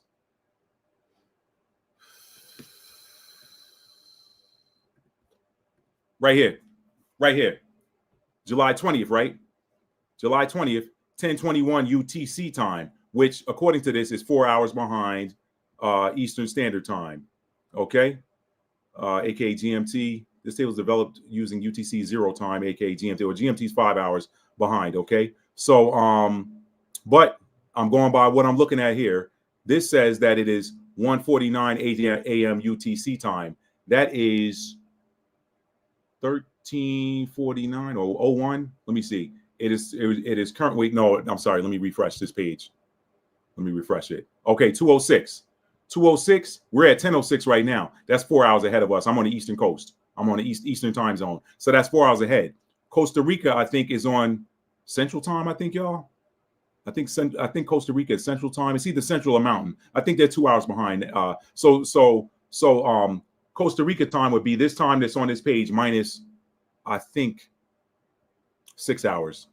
Okay. So when you look at the time that they say he passed local time, you got to come back to this, the UTC time. Let's see something here. Now, there's 2 things I want y'all to look at. Okay. One, the moon left the sign of Taurus and entered into the sign of Gemini at 10:21 a.m. UTC time.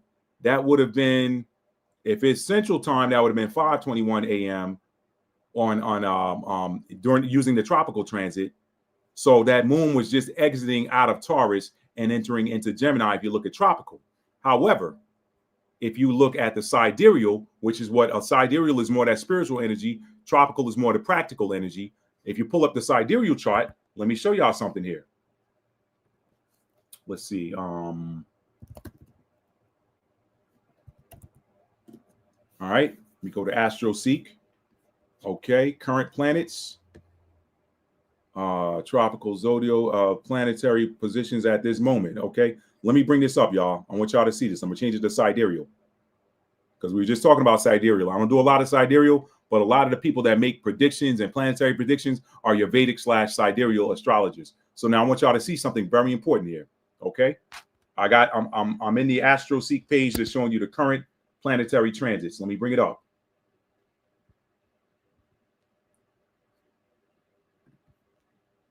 Okay, thank y'all for being here. I hope y'all are getting something from this. Okay, today is I guess it's UTC time, GMT, whatever. It's 2:08 Sunday, July 27th. Now let's move this to, this is one day. We're going to move this back to the 20th. Okay, I'm gonna keep skipping back to the 20th. Let me make sure this is showing on the screen. Good, it is. All right, July 20th. Okay, we're looking at July 20th. Where the you can see here is the dates. I'm just going to come over here. I'm not going to use the wheel. I'm just going to use the breakdown. July 20th is when he left, right? Sidereal chart. What is that moon in? 0 degrees Taurus. 0 degrees Taurus at 2:08 a.m. GMT time. So you can take that back a little bit further. Well, to take it back further would put you in probably the sign before Taurus. It would have been in Aries, because 0 degrees is at 2:08 in the morning. UMT time would have been what? That would have been on the 19th local time. So you fast forward a couple of hours to whatever time. I don't know what time they said they found them, because the story keeps changing now. We know it's early morning. But either way, that moon was in sidereal Taurus. So what was that? Sacrifice to Baal. Baal is the bull. Y'all see how they use these moon cycles? All right, I'm going to stop sharing that. I wanted y'all to see that. On July the 20th, using sidereal, aka Vedic astrology, the moon was in the sign of Taurus. Sidereal is more that spiritual energy. Tropical is more of that natural, practical energy. Okay, that's why you got to look at both. There are two sides to every person. You got a spiritual nature and a practical nature. It's the same with the cosmos. Okay, that's why you got Vedic / sidereal astrology and tropical. The Vedic people get on my nerves and they say this is the real astrology, as though tropical is invalid. They're not. They're just two different perspectives on the same thing. But they all, whenever you look at it, if a tropical astrologer makes a prediction, it always hits. If a Vedic astrology makes a prediction based on the transits, it always hits. So you pick whichever one you want. Vedic is more appropriate, I think, for spiritual, because it deals with the moon. The moon is about water. It's about that feminine energy. It's about spirit. Tropical deals with the sun. That's masculine energy. That's more about activity.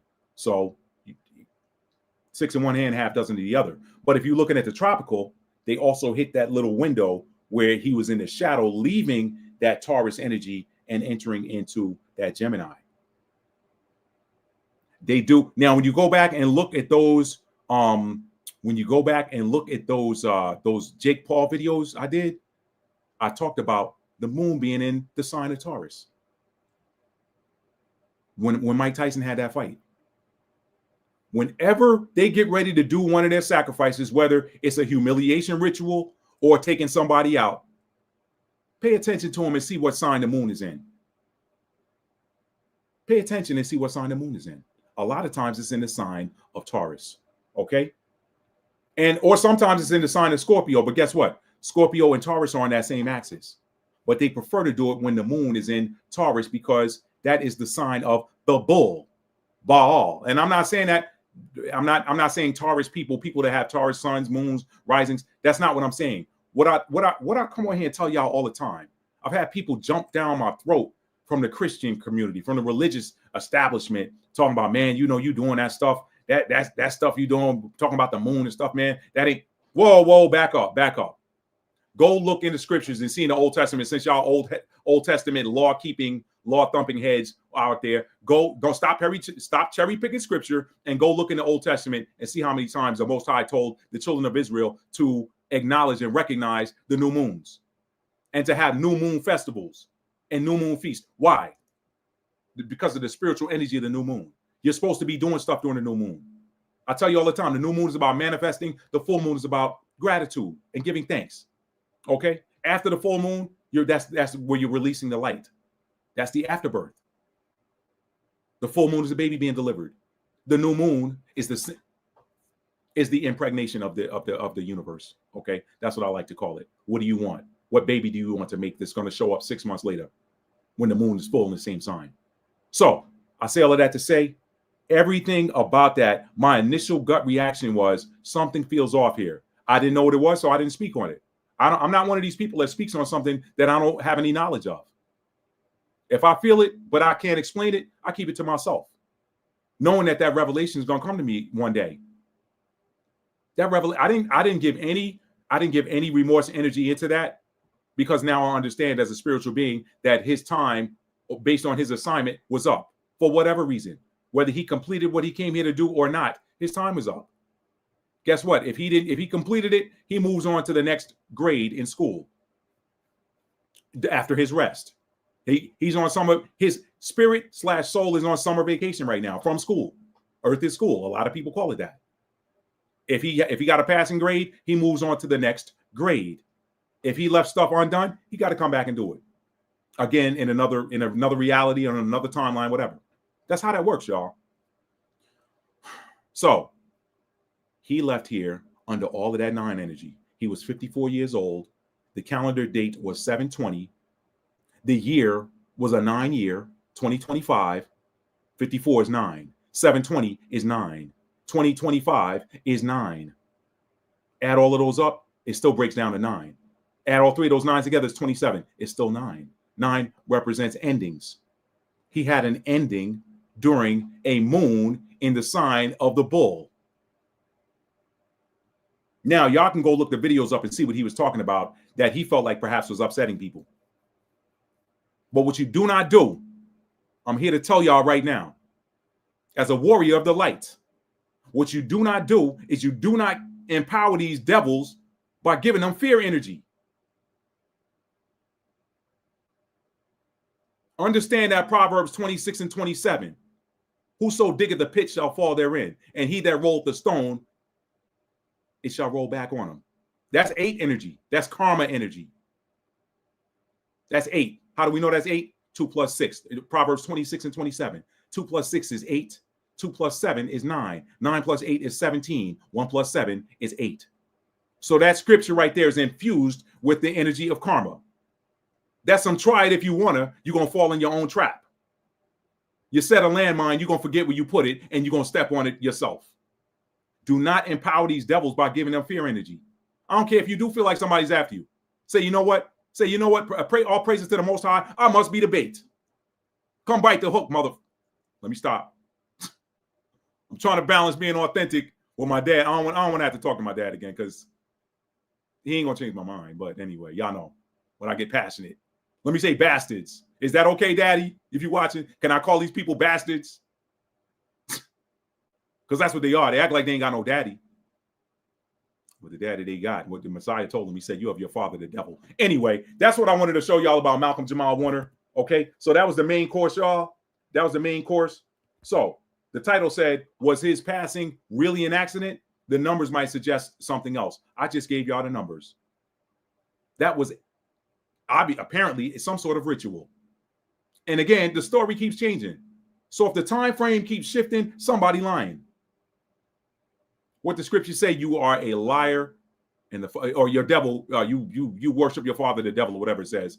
He was a liar and a father, or the liar and murderer in the beginning. He is a liar and the father of it. Something to that effect. If you constantly lying and changing your story, you are of your father, the devil. Period. Point blank. Tell the truth. Can't do that. That's that light energy that gets released that burns you up. That vaporizes you. Let me read some comments, y'all, and we're gonna move on to the dessert. That was the main course. Let me read some comments. We're gonna move into the dessert. Y'all saw it. I don't need to repeat it. I put it right there for you. You can think it was an accident, but the numbers suggest something else.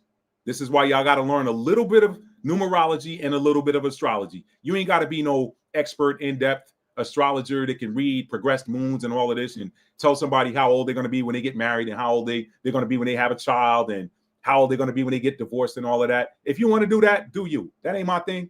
My thing is, if you have a basic understanding of numerology, what the numbers mean, and how to do numerological reductions, you can learn a lot about what's going on around you. The universe runs on numbers. Numbers is the universal language. I don't care what country you go to. You don't have to speak the language. If you can write a number down, somebody knows what that number means. If you ask for an address and somebody writes down a numeric address and the street name, you ain't got to be able to read the language. All you got to do is match the letters up and say, okay, this is the number and that's the street sign that matches what they gave me. Okay, the house is on this street. Numbers don't lie. Numbers is the universal language. Everything breaks down to a number. It's all about frequency. You, the soul, you have a specific numeric frequency. That's how everything that you do gets recorded and gets attributed to you because it has your frequency number stamped on the energy. Whatever energy you give off, guess what? It's got your frequency number pinned to it. This is why nobody gets away with any act of kindness or any act of wickedness. This is why karma don't miss an address because everything that is done, every bit of energy that is given off has a numeric frequency attached to it. And that numeric frequency is specific to you. You are a unique soul frequency. Let me remind you of the other video I did talking about how certain archangels or how the Most High, when you pray, and how the so-called devil was listening all the time, whatever. I told y'all how that works. You don't have 10 people praying at the same time in 10 different locations, and the Most High answering all of them at the same time, or Archangel Michael or Archangel Raphael or whatever archangel angelic energy they're invoking coming at the same time, if it's sequentially and that's one angel, these are frequency bands. They're frequency bands. If we got 100 people in the same city listening, and they're playing Run DMC King of Rock on the radio, for example. I'm the king of rock. There is none higher. Some MCs call me sire, whatever. Okay. If they're playing that on the radio, do you think that song gets served to each one of those automobiles or each one of those radios one at a time? Okay. When that song's finished playing on his radio, I'm gonna move to this radio. No, they can all listen to it at the same time. Why? Because it's a frequency band. That is what these energies are. They're frequency bands. So when you invoke the Most High in prayer, if he want to hear from you, sometimes he don't want to hear from you. Sometimes he'd be like, look, angel, he says in Psalms 91, he said he'll give his angels charge over you. That's the default, the angels, okay? If Most High dealing with you specific, you special. The default is the angels. And that's not a bad default. That's a great default because they have power. Their frequency is higher, so they got power over the darkness. That's why the light always wins. But they're frequencies. And you have a unique frequency too. That is your name throughout all time, space, every reality, every existence. You ever want to know why you tend to do the same thing in a dream, on a dreamscape? It's because it's you. I wake up sometimes mad that I didn't do certain things on a dreamscape when I had opportunities. And then I realized, I'm like, man, I was dreaming. Why didn't I do that? Well, it's because the way I move in a dream is the same way I move in real life, because that was me in that dream. You are who you are everywhere you go, everywhere you be. You are who you are. All right. Let me read some comments, and then we're gonna get on to the dessert, and we're gonna get out of here. Thank y'all for being here tonight. I hope y'all are getting something out of this content. If you're enjoying it so far and you haven't done so, tap the like button for it, brother, please. Okay. Jojo said he Xenio 81. All right, I got you. Let's see. Where are we at, y'all? Let me pick up right here. Okay, Jojo, I feel you, brother. I feel you. My sister got 1 year on you. Let's see. I got that one. Appreciate you again, Beauty of Core Physics. She said, I knew that's what was throwing me off about his daughter with him. Yup. Empress, they may think if people are around them, they're safe. Like Kobe always having his daughter. Yeah. You don't know, y'all. You don't know. You never know. You never know if somebody. You just don't know how this stuff works. You don't know. That's the sad part. Jojo Mack could be in. Maybe he was trying to protect from what was coming. I thought about that too, Empress. I did. So true about our inner self is bigger. My puppy was dying, and the minute he gave his last breath, a vision came to me, and I saw him jump out of his body, and he was a huge dog, but he was a Yorkie here. Wow, Tora girl. Wow, thanks for sharing that. Wow. I've been there for one. I've been there for one of those. I never saw that. Yeah. I don't want to get emotional, but my last dog that we had him for 13 years, and he was a Cocker Spaniel, and we had to take him to get put to sleep because his body was giving out on him, and he didn't want to go. These dogs, they part of the family. They don't want to go. We took him to the vet, and we had to say goodbye to him. And y'all, anybody that's ever done that, you know that they give him that first shot to calm him down, sort of put him in a relaxed state, and then the second shot is the one that takes him on out. But I remember the vet. I'll never forget this. She said, okay, she said, don't be alarmed. His tongue's going to come out of his mouth when we give him this first shot to relax him. He's just super relaxed, and then his tongue was outside of his mouth, whatever. And when she gave him the second shot, that was supposed to be the one to put him out, she said, okay, the second shot is going to be the lethal one. So just say goodbye to him. So we petting him and everything, And she gave him that shot, y'all. And I kid you not, this dog is laying on his side on the table. He got up and stuck his head up off the table after getting a lethal shot. And he looked at me, and he looked at wifey. Then he looked back at me as if to say, hey, y'all, it's been a good ride. I'll see y'all next time. And then he put his head down. And that was, y'all, I was messed up for a long time after that. People that don't have animals, they don't understand the connection. These animals, and I hear from other spiritual people that animals choose their families too. A lot of these animals, they already know they want to come into your family and be with you because they're a part of your soul tribe too. But some people, they ain't ready for that. But anyway, thank you for sharing that story. Yeah, I didn't see him leave out of his body, but that was profound to see him lift his, because I asked the doctor after it was over, I said, is that normal? And she said, no, that's not normal. He picked his head up after being administered. All right, y'all, let me get off that. Let me get off that. Let me get off that. Let me get off that. Let me get off that. Let me get off that. Let me read another comment. Torgo said, Mama Saturn will be laying the karma if he left based on contract. Yup. It says GMT. Yeah, it says GMT, but the funny thing is, you know, when you refresh the page and they showing you the local GMT time, for some reason it's 4 hours behind Eastern instead of 5, which kind of threw me off. Returning to Mama Water comes to mind as well. Yeah, that too. They also claim to perform CPR on him for 45 minutes. What? See, I didn't even hear that. They just see how they play in your face, man. They show all these little rituals where they think they talking to each other undercover. But what does the scripture say? The scripture says, if it were possible, he would fool even the very elect, aka the chosen ones. But there's a reason why I say if it were possible. That means it's not. That's what these fools, man. They can't slide nothing past the chosen ones. They can't slide nothing past. So that's how I look at it too. I refuse to post anything about it. Yup. Okay, no fear energy over here. Absolutely, y'all. Absolutely. Stand up. Stand up. Now, let's move on to the dessert, y'all, and we're going to get up out of here. Thank y'all for being here tonight. So, the dessert. I told y'all this one came from, oh, no, this is part of the main course. Sorry, this is another little part of the main course. So we took care of the Malcolm Jamal Warner part. This is the community question. Shout out again to Anya. She asked 44,000, 144,000. What are they? What are they? What do they do? What's their purpose? All right.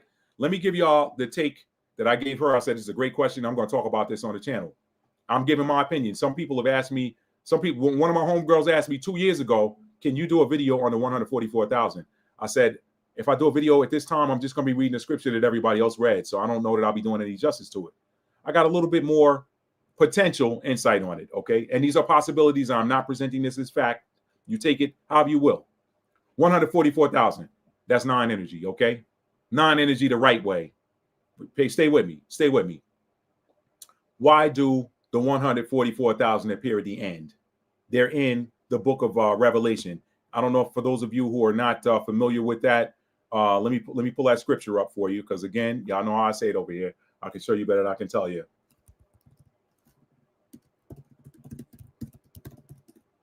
And if one of y'all want to drop that in the chat now, you can. What that verse is. Let's see.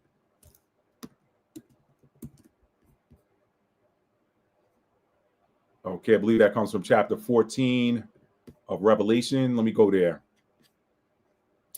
Stand by. Talking about the 144,000 now, y'all. This is another little. Y'all ever been in them restaurants where the chef did something special and he likes this particular table or whatever? So he's like, hey, yo, check this out right here. Or well, you know the chef, I should say that. If I don't know, you don't be bringing me nothing I ain't order. I'm just saying. Okay.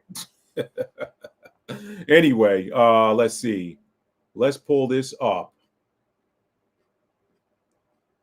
Let's find the verse. Let me pop over here and see if one of y'all put it in there already. Revelation 7:4. Thank you, Jojo Mac. Let me go there. Let me go there. Thank you, Jojo. Let me go to Rev 7:4. Okay, thank you, Jojo. I appreciate it. Appreciate it. Let me bring it up. Y'all quick, man. I appreciate y'all. All right. Answering the question, Matt, what's your take on 144,000? Let's read what's written first. Revelation 7:4. Let me make sure it's showing on the screen. The screen's not black. Okay, good. And I heard the number of them which were sealed, and they were sealed, and 144,000 of all the tribes of the children of Israel. Okay, of the tribe of Judah were sealed 12,000. Reuben 12,000. Gad 12,000. Asher 12,000. Naphtali 12,000. Manasseh 12,000. Simeon 12,000. Levi 12,000. Issachar 12,000. Zebulon 12,000. Joseph 12,000, and Benjamin 12,000. Okay, all right. That's the scripture on it. Now, a lot of religious people, and especially those in the Hebrew Israelite camps that think they're not religious, they point the finger at the Christians and say, y'all are Christians or whatever. And it's the pot calling the kettle black, if you ask me. One of them just lives in the Old Testament. The other lives in the New Testament. But just throwing rocks there. The Hatfields and the McCoys. Either way, y'all saw what was written. A lot of people are going to take that at face value and say, hey, those are 12,000 from the tribe of each of the 12 tribes of Judah. 12 times 12,000 is 144,000. I want to give y'all another possibility. Okay. Because we know that there's a lot of astrology that deals, the Bible deals with a lot of astrology. We know too that each one of the zodiac constellations applies to one of the 12 tribes. I don't have that information in front of me. I probably should have looked it up before I got here, but I'm not gonna. Let me just see real quick if I can find this in about 30 seconds. Let's see.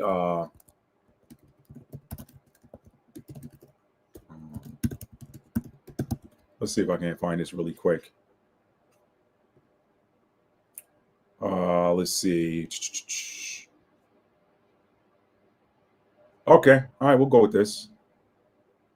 All right. So we'll go with this. I'll just bring this up on the screen. This is just one I did a quick search and found. This is from rockhob.org. So I'm thinking it's a Jewish website or whatever. Not that matters. It doesn't matter. It's information. All right. Share screen.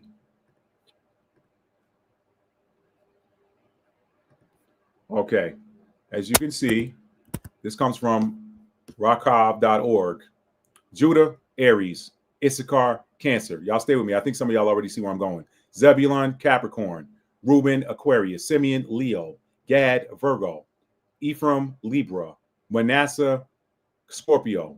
Benjamin, Sagittarius. Dan, Capricorn. Asher, Aquarius. Naphtali, Pisces. Okay?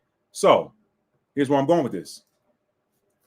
For those that want to say, hey, you know what? There's 12,000 of each of the children of the tribes of Israel that are the 144,000 that are sealed.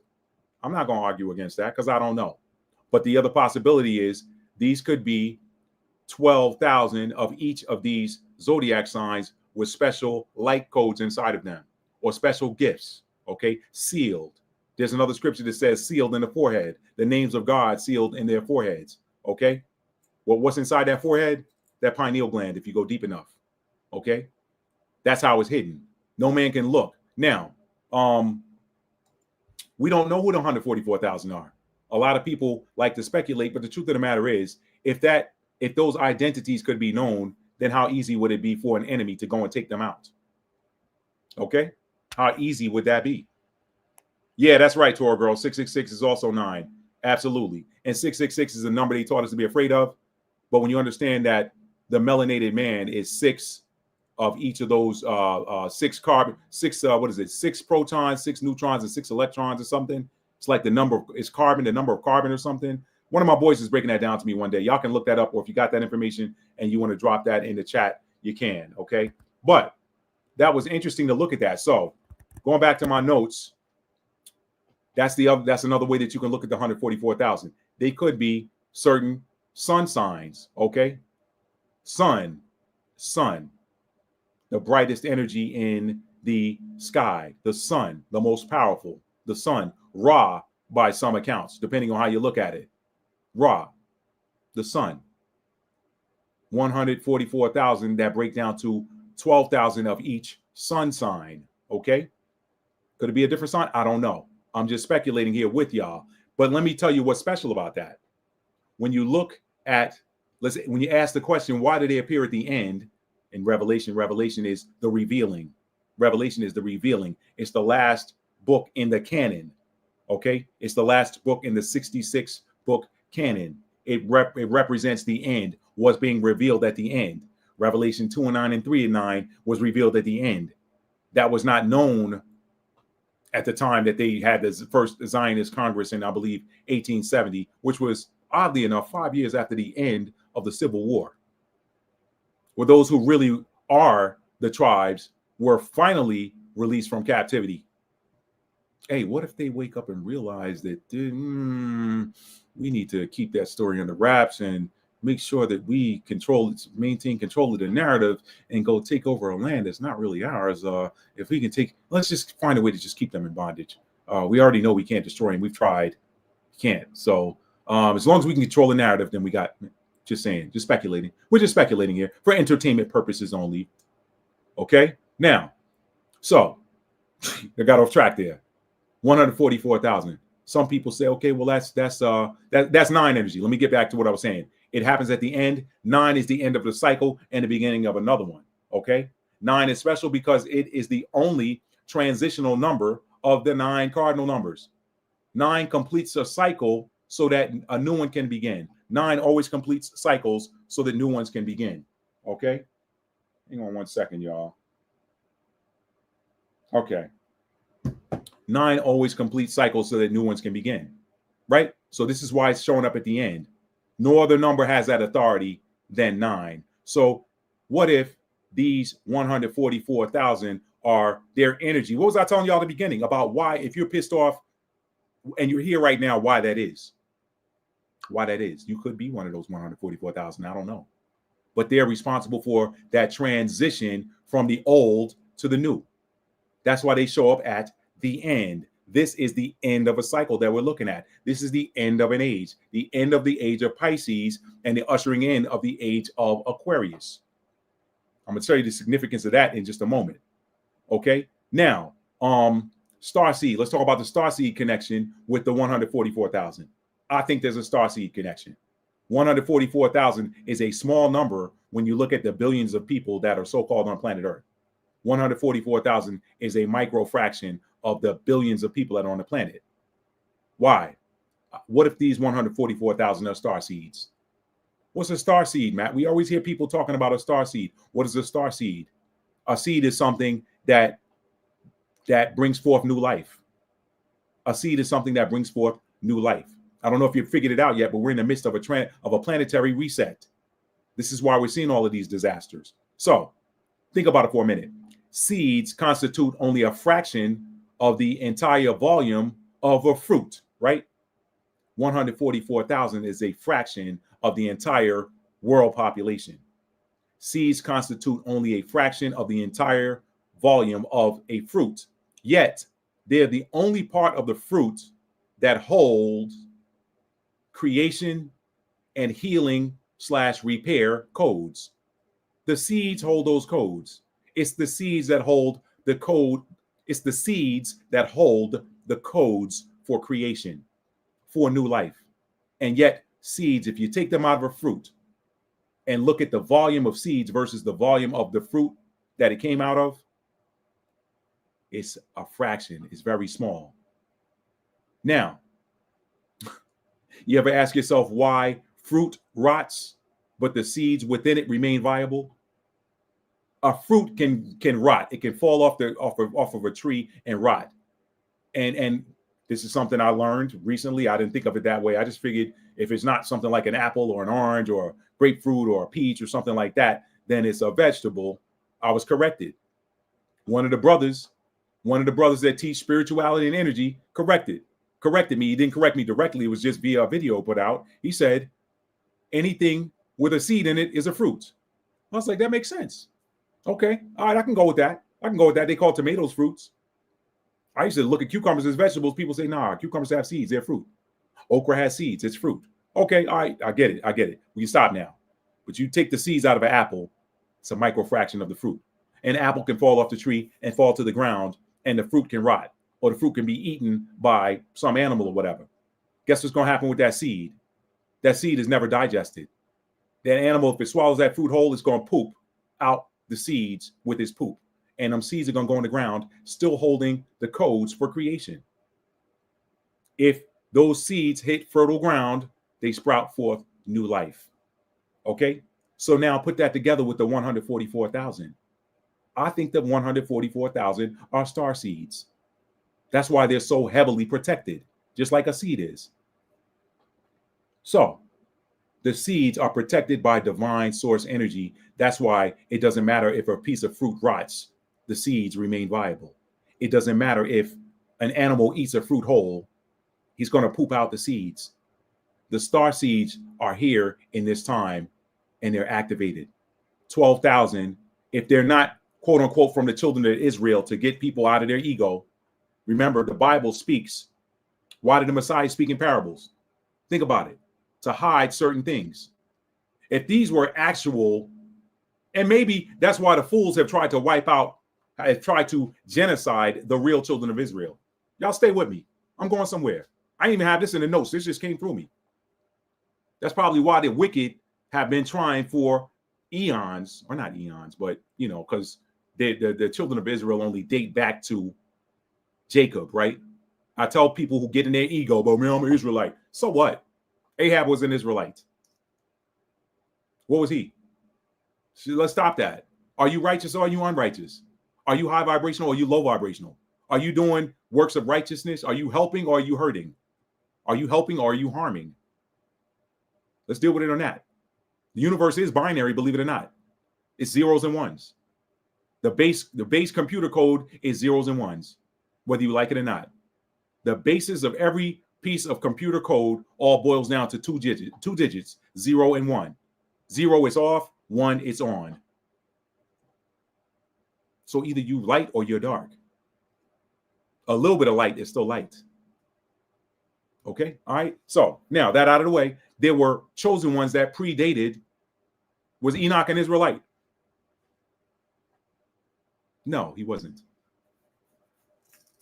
Was Noah? Was Methuselah? Was Adam an Israelite? Was Eve an Israelite? No, they weren't. So let's get off that hang up. But guess what? They were one of those 12 star signs. They were. You don't come into this earth without being a star sign. You do not come in. There's no such thing as a person living on this earth, an animal living on this earth, anything in creation. This glass has a star sign. When did it come off the production line? That's the birth date of this glass. That may sound crazy, but this glass is a star sign. Anything that is created has a star sign to it. For all the people to say they don't believe in signs. So I think, to answer your question, Anya, thank you. That was a great question. I think those 144,000 are star seeds. And they come at the end of it. They show up, they appear, even though they're always there energetically, because they're special souls that get sent during times of change and transition. Why? Because 9 energy transitions old energy into new. So the star seeds get revealed at the end. But not yet. We never know who they are until the deal is done. The 144,000 are hidden. They are. And I personally think that there are 12,000 from each one of those specific star signs, because that continues. That's the continuity. Those are eternal. Those are eternal energies. So that continues the continuity. So that's my take on 144,000. I think the 144,000 are star seeds. I think they're star seeds who are responsible for new high vibrational life in a realm that gets reset. That's Matt's take on the 144,000. Now, that can get you out of your ego if you're hung up in ethnicity. That can get you out of your ego. Energy only has one of 7 colors, primary colors, okay? Red, orange, yellow, green, light blue, dark blue, and purple or violet. Light blue, dark blue or indigo, and purple or violet. Those are the colors of energy. Now, I'm not diminishing those that have melanin. Okay, I'm not diminishing that. Melanin that's sacred. That's a sacred compound. That is a sacred compound. That is sun blood, as some people call it. So I'm not diminishing that, and I'm not trying to make you feel bad if you're non-melanated. I'm not trying to make you feel bad. I'm gonna call a spade a spade. I'm gonna keep this thing balanced. Okay. However, the energy, the star energy, only got 7 colors. I've recorded those 7 colors when I'm looking at. You can zoom your camera in on the stars at night. Certain stars going to show you all 7 of those colors. Some of y'all to see these light ships moving. You can zoom your camera in on that, and what you're going to see is a spinning wheel of color, which matches your chakra. Your chakras are spinning color wheels. Inside of this container, they're spinning color wheels. Y'all, let's learn. Let's get out. We're leaving the age of Pisces, which is the age of believing, and we're entering the age of Aquarius, which is the age of knowing. I'm about to talk about that. Last thing on this main course, and then we're going to move on. During that conversation about the 144,000, the term NPCs came up. Non-player characters. People ask about that all the time. You know, NPCs, oh yeah, man, NPCs are people that, you know, they're soulless beings. They're people that they're just here. They're like background characters in a video game like Grand Theft Auto. Your main character is a character you're controlling. The NPCs are just fillers, so that, you know, our main character is not here on the earth by themselves. That's one way to look at it. However, the way I choose to look at it is an NPC, non-player character. You got main characters, And then an NPC, a non-player character, is a character that's not a part of this particular storyline in this video game, or not a part of a particular storyline in this movie. I'm watching a show on Apple TV Plus right now called Stick. It's pretty entertaining. Golf shows about golf, about this kid with this expert golf talent, and there's some great writing in it. So I'm a big fan of great writing. Y'all know my son's in the third house, and I'm a writer myself. So I love seeing other writers do what they do. I'm a fan of their work, just like a lot of them are fans of mine. But anyway, that's a story for another day.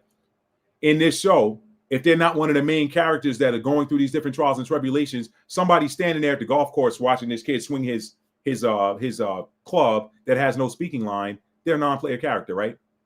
So here's what you need to understand. Matt's all about balance. Here's what you need to understand, okay? I'm a main character in my own story. You watching this video, you're a main character in your own story. But guess what? Guy walking down the street, just a random bystander or a car I pass on the highway or whatever. I don't know that person. That person's a non-player character to me. I don't know them. They're just a car going down the street. But guess what? I'm a non-player character to him. He's a main character in his own story. If I go overseas right now to, let's say I go over to Bali or something like that, or go over to Malaysia or something like that on vacation, never been there. I'm just using that for an example. Let's say I go over there on vacation or something, and I'm just walking down the street, and there's a guy that's, cleaning out his I don't know, his soda shop or whatever. He's sweeping the floor in front of his store, his shop or whatever. That guy's a non-player character to me. I don't know him. My main characters are the people I'm talking to at the hotel, setting me up, my concierge or whatever, whoever I'm traveling with. That's a main character. Anybody that I go there and interact with, any type of significant interaction with, or if I'm traveling on business, who my business partner is, or my business counterpart or colleague is over in that other country, they're main characters in my story that I'm a main character in as well. Anybody else, the person that's sweeping the floor, changing the trash bag, if I don't have a conversation with them, they're a non-player character. But guess what? I'm a non-player character in their world. They're changing the trash can and then going home and telling their family about their day at work. I saw this guy. He looked like he was from America. He had some funny looking clothes on. He had this funny necklace around his neck. Oh, okay. Did you talk to him? No. I'm a non-player character to them. So y'all, we need to understand that everybody is a main character in their own story, and everybody's a non-player character to somebody else. That's the truth of NPCs. Each of us is an NPC in somebody else's world that doesn't. There's a guy right now probably getting ready to wake up and have breakfast with his family on the other side of the world where the sun's coming up. I'm a non-player character to him. If he turns on YouTube and scrolls past my video, sees I'm live, but chooses not to interact with it or engage with it, I'm a non-player character to him. Understand that, okay? That's all I wanted to say about NPCs. And now we are done with the main course of the meal. I'm gonna read some comments and we're gonna run through the dessert and be done. Okay, y'all. Anyway. I'm not going to talk about the timestamp again. When I wrote these notes out, I said it's going to be a 1 hour video. I don't even know why I keep doing that. Anyway, let me go back up. Okay, she says, "Funny, I am Aries, Judah, and the hub is Pisces, Naphtali. He doesn't follow astrology, but stated just because we're not compatible astrologically doesn't mean we weren't meant to be." That's a good point. Again, and what I've also heard is that the people who challenge us, there was a great reel that was shared with Boss Lady shared this reel with me earlier. And I don't know if I put that on my story or not. If I didn't, I'm going to put it on my story tomorrow. But, the thing is, people come into the people who give us the most difficulty in whatever aspect that is. They're here to teach us something about ourselves. So they really are part of your team.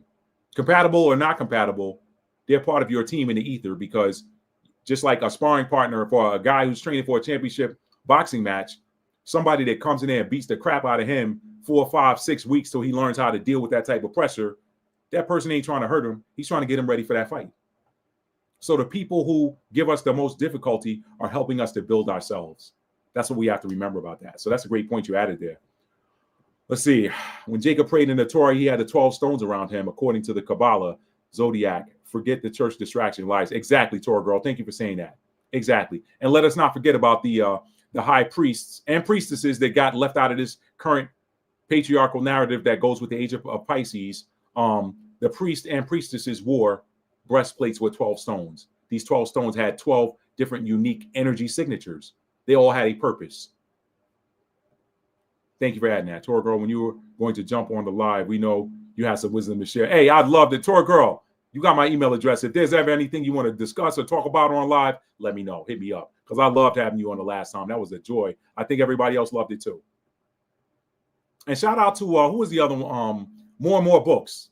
I love the interaction and the interchange. More and More Books. If you're watching this, you got something you want to talk about, let's talk about it offline and see if it's going to be a viable topic. Okay. Thank you, Tora Girl. She says she likes a starseed explanation. Thank you so much. All right, y'all. So we're caught up. Gen Alpha kids are definitely different. I think we're supposed to help guide, provide, and protect the 144K. Yeah. And again, we don't know who they are, but they're going to be revealed at the end. They're going to be revealed at the end. Remember, everybody has a unique soul name that has nothing to do with your earth name. Everyone has a unique soul name and everyone has a soul purpose.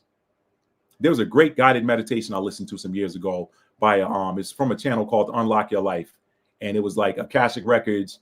What is your soul name and purpose? Y'all can look that up on your own. What I would tell you to do is listen. That soul name is yours. If when you do that guided meditation, whatever comes out, that is yours. That ain't for you to go put on a T-shirt and say my soul name is, because you never know who the ops are and what they know and who they are looking for.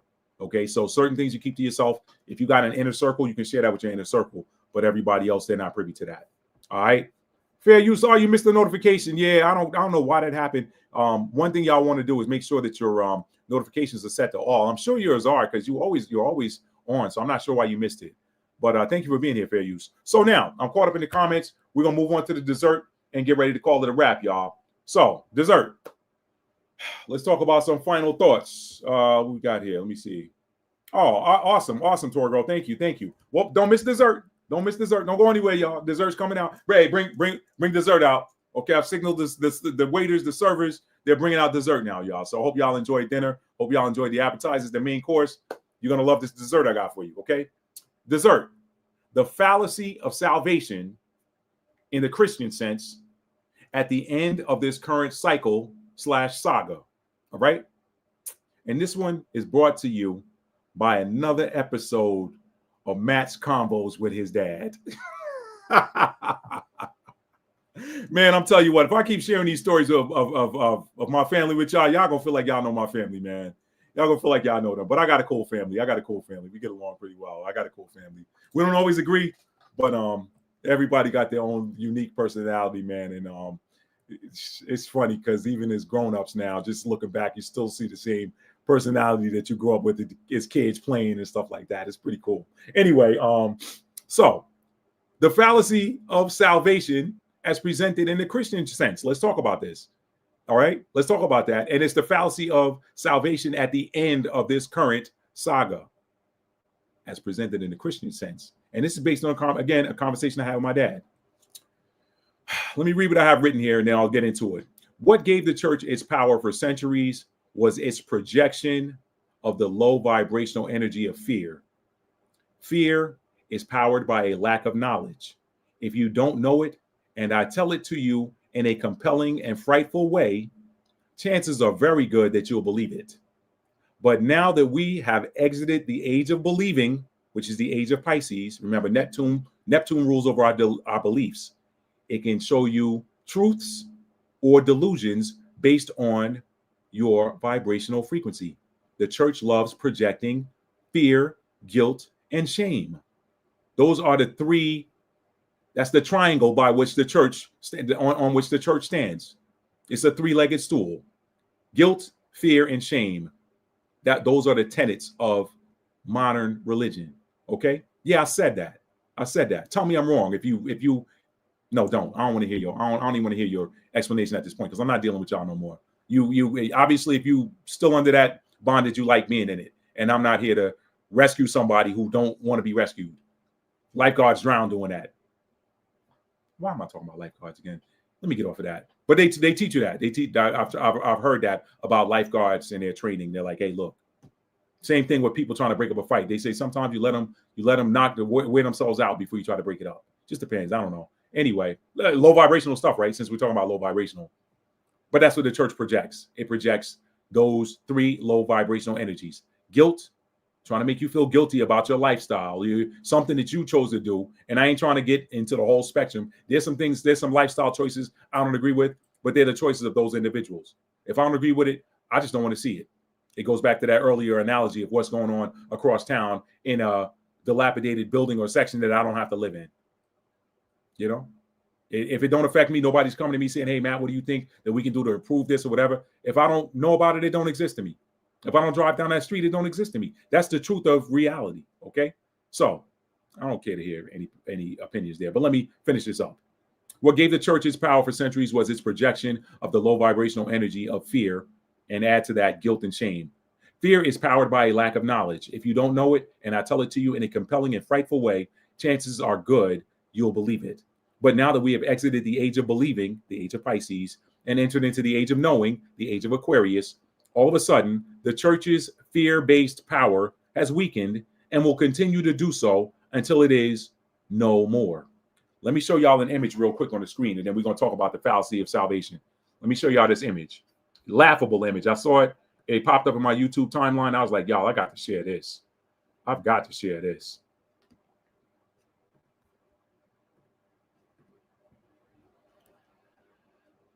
Y'all take a moment to take a look at that. This is from a channel, it was in the recommended videos. God's Word is a channel, okay? If you ignore me, I will ignore you forever. Nice white Jesus with his long flowing blonde hair and blue eyes. All right? Michelangelo.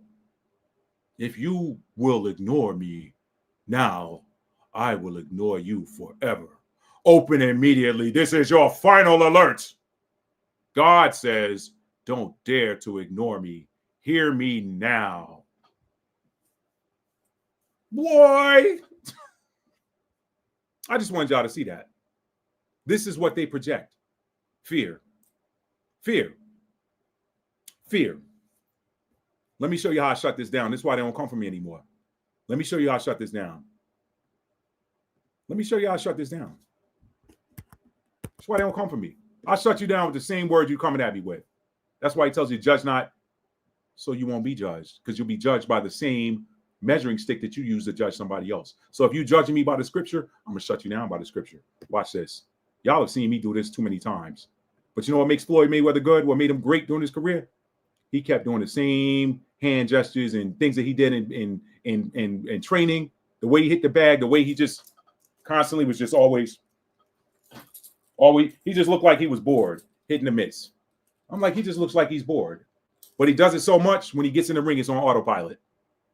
Always marveled at that. Let's bring this up on the screen. That's how I shut him down, y'all. That's how I shut him down. That's why they don't come for me no more. You want to use the word? Bet. Let's use the word. Let's use it. Y'all seen it before. Y'all hear me say it all the time. Jeremiah chapter 1, verses 4 and 5. Then the word of the Most High came unto me, saying, before I formed thee in the belly, I knew thee. And before thou camest forth out of the womb, I sanctified thee and I ordained thee a prophet to the nations. Okay? So how am I damned to hell coming out the womb when he knew me and know what he sent me here for? How am I damned? Make that make sense. Make that make sense.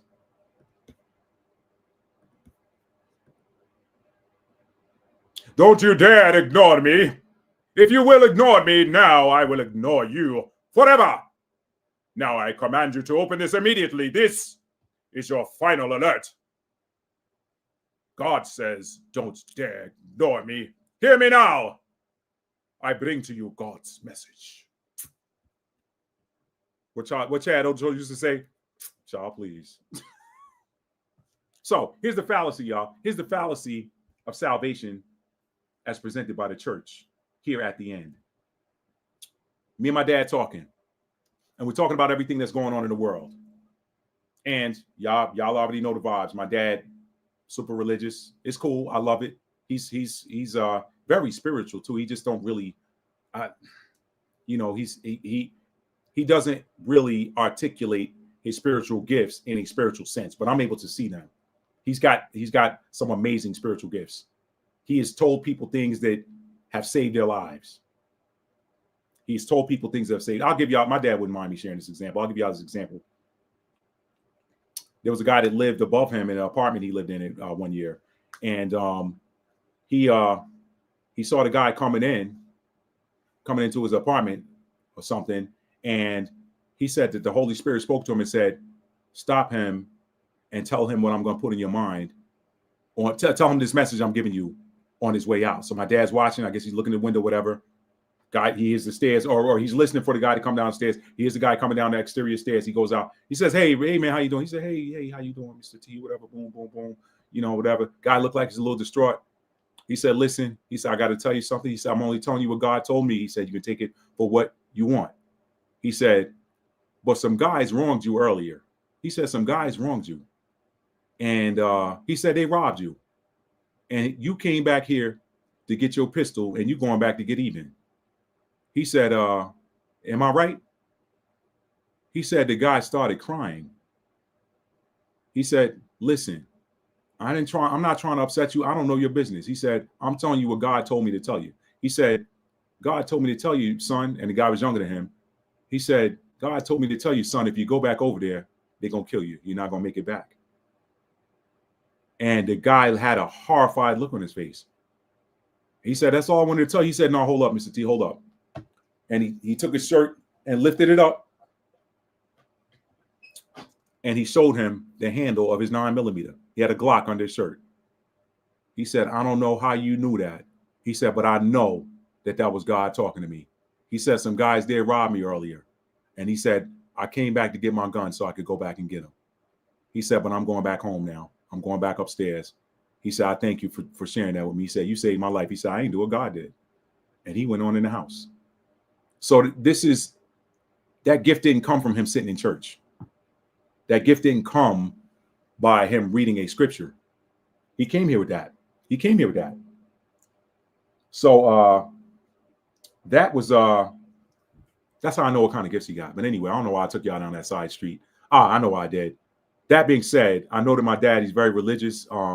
He doesn't really know the true depth of his spiritual gifts, but I can recognize them from where I sit. And it's cool. I can have a conversation with him that's just plain vanilla. So we talking. And we're talking about everything that's going on in the world. And he said, "Son," he said, he said, "the way this thing going here," he said, "look like it's going to wrap up pretty soon." I said, "I agree with you, Dad." He said, folks better repent and they better get right." I said, "Dad, I don't think folks can repent at this point." He said, no, God, God will hear something. He read something. He quoted some scripture. I said, "Dad, let me explain something." I said, "The scripture says, be not deceived. God is not mocked. Whatsoever man sows, that shall he also reap," right? He's like, "Yeah, you're right about that." I said, "So the problem that I have with a lot of these churches," is the way I put it out there, I said, "they lead people to believe that they can just do people any kind of way their whole lives, or they can just do all manner of wickedness, and then at the end repent, and then all is well. Everything is wiped clean. The slate's wiped clean." That's where Christianity got people effed up. You got to get back what you put out. You can't plant an orange seed and watch an apple tree grow and eat apples. If you plant an orange seed, you're eating oranges.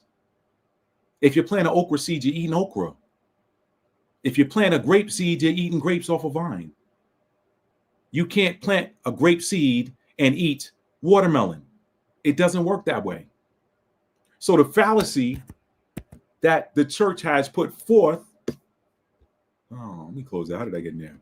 The fallacy that they put forth at this current age is they tend to think that you can say, "I'm sorry, Lord," and you're gonna come and be raptured away, and the church got you thinking, well, and let's look at the Catholic Church. As long as you come in here and confess your sins to your priest, he'll tell you to say 3 Hail Marys, and my son, God bless you, son, or bless you, daughter, your sins are forgiven. Go say 3 Hail Marys and go on about your business.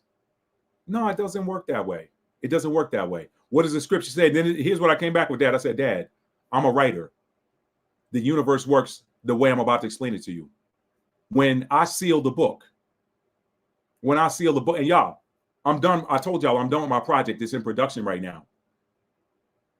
I have tinkered with the idea of, I was like, I got time. I still have time. I do this well enough in advance. I start marketing well enough in advance. I said, I got time. I could add something to it. This Holy Spirit, boom, stamp down, hand down, pen down, stop. The book is finished. It was finished when I told you it was before. Don't add nothing to it and don't take anything away from it at this point. It is done. Don't add anything else to it. It is the way I want it to be presented to the world.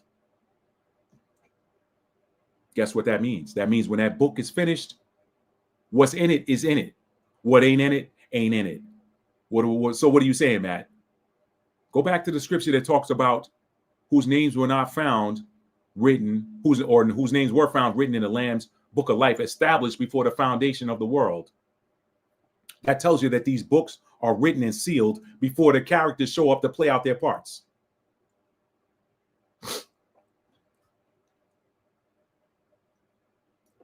The books are written and sealed before the characters show up to play their parts. So, Christian, I had this conversation with another one of my friends the other day. I said, listen, it don't work that way. Well, Christians, I said, let me explain something. The KKK was full of Christians. They singing songs talking about how they love Jesus in church, and then they going out looking for who they can burn, whose lawn they can burn a cross on, or castrate, or grape, or SA somebody. I ain't trying to trigger no algorithm. SA somebody. These are Christians that did it. These are Christians. These are Christians that came across the water on the boat with Christopher Columbus and began to lay waste to these melanated people that had been on these lands for thousands of years before they arrived. Laid waste to them. They were Christians. They did it in the name of God. They did it in the name of Christ. You think you're just going to do that kind of stuff and then be saved? Well, you know what? No, that person, they gave their life over to the Lord. They gave their life to Jesus. They're saved. Nope. You hear this a lot. You hear this a lot in our community. You hear about somebody passing away. Well, did they make their soul right with Jesus before they left? They came here to fulfill a purpose. If they did not fulfill their purpose, they're going to have to come back and repeat it. And on top of that, they're going to have to pay back any karmic debts that were accrued during their period in which they were in their flesh suit or their vehicle. Karma don't miss an address. Karma don't miss an address. If you did the work, you're going to be rewarded. You cannot outrun your reward. Your reward is already reserved for you. If you screwed up and you caused harm, your correction, and that's exactly what it is. Your correction is already laid up for you. So whatever the church is telling you about, you can give your life to Jesus and go get baptized in water and be saved at the end, or be saved before you check out, before you take your last breath, and everything's going to be all right. No, it ain't. You're going to check in. You're going to get a life review. Y'all start watching some of these near-death experience videos. All right. So that was dessert. I want y'all to see that corny A picture and show you how the church has had its power for so long. Its power has been based in fear. The reason why the power of the church is crumbling and they're stepping up the fear tactics to bring people back in is because without people fearing them, they have no power. A lot of their doctrine is based in lies that are designed to keep you fearing death, fearing going to hell, fearing making God mad. And I'm not saying that I'm not saying that you should buck up against the universal I am presence, which is greater than all of us, from which we came and what we're going to be, the energy is going to be turned to. I'm not saying that. What I'm saying is you can't say you love something and fear it at the same time. You might fear the consequences of disappointing. You know, when I was growing up, I'm going to tell y'all this real quick, and then we're going to wrap up. I'll read any final comments. One of the things that made me a great student early on, I got a little bit over it when I got to junior high school. I was like, I'm tired of this. I'm tired of reading all these books. I want to go play sports. I want to do the stuff that the other kids are doing. Yeah, I was good at this when I was younger, but now y'all expect it of me. So because y'all expect it of me, it ain't fun anymore. It used to be fun when I could come and surprise y'all and wow y'all with showing y'all how good I am in school and showing y'all how I beat everybody and had the highest test score. How I wrote the best paper in school. How everybody wanted to hear me read my stories in class when it was story time, and we were given a writing assignment to make up a story about whatever subject. How the kids always wanted to hear me read my stories. That used to excite me, but now y'all are expecting this stuff. It's not fun anymore. So I bucked back a little bit. I got to junior high. And by the time I got to high school and looking at the people that would have been my peers if I had stayed on that track, I felt like, yeah, Matt, you know what? You could have done better. But everything works out the way it's supposed to. Look at where I am now. And I'm not saying that I'm anywhere here or there or over somebody. I'm in line with my divine purpose for which I came to this planet. Okay. With that being said, one of the things that I quote unquote feared, it wasn't really a fear, but I knew what my capability is. I knew what my skill set is. And my thing was, I always wanted to make my parents proud. I want to be that one, man. I want them to look at my work and be like, yeah, that's my boy. Yeah, that's my son. My mother called me her son. My dad called me his boy. Yeah, that's my boy. Look at it. Boy, you made me proud. That's what I was living for. I want to hear that. Boy, you made me proud. My mother, that big old smile when she see my report card and her face, half her face disappear in her dimples. Oh, man, that used to make me feel so good. I'm like, yes, I did it. I made them proud of me. What I didn't want was to disappoint them. Knowing what I have inside of me and them looking at me like, you didn't do the work. You're better than that. I was hard on myself if I got a 91, a 92. That was an A back then. If I got anything short of 93, I wasn't happy. I'm like, it's got to be 93 on up to 100. 100 is a perfect score. But my paper's got to be a 93 or above. If it's below 93, I'm like, all right, what could I have done better? All right, I give myself that 7-point margin of error. Anything below 93, I'm like, I could have done better. Unless I didn't care. Now, there were some classes I didn't care about. I'm like, I got an 85. I don't care. But if I cared about it, it had to be an A. An A or an A minus, A or A plus. Anything short of an A, I didn't want to see it. So, I say all of that to say, we're taught that we should love God and fear him at the same time, but you can't fear and love something at the same time. You can't love something and be afraid of it at the same time. I love you, baby, but I'll bust you in your mouth if you don't listen to me and do what I tell you to do. What man says that? And what woman's going to love a man if he's serious? You shouldn't even play like that, to be honest. What man going to play with his lady like that? So, yeah, it's time for the church to go away because their power was fear of projection based on belief because you did not have the knowledge. What if you had the knowledge that, hey, I actually have an instruction manual that came with me that is my natal chart. And all I got to do is figure out what it is that I came here to do and do that. Figure out who I am so I can operate my highest and best energy. If I'm an Aries, why am I acting like a Libra? If I'm a Libra, why am I acting like an Aries? If I'm a Capricorn, why am I trying to do it the way Gemini would do it?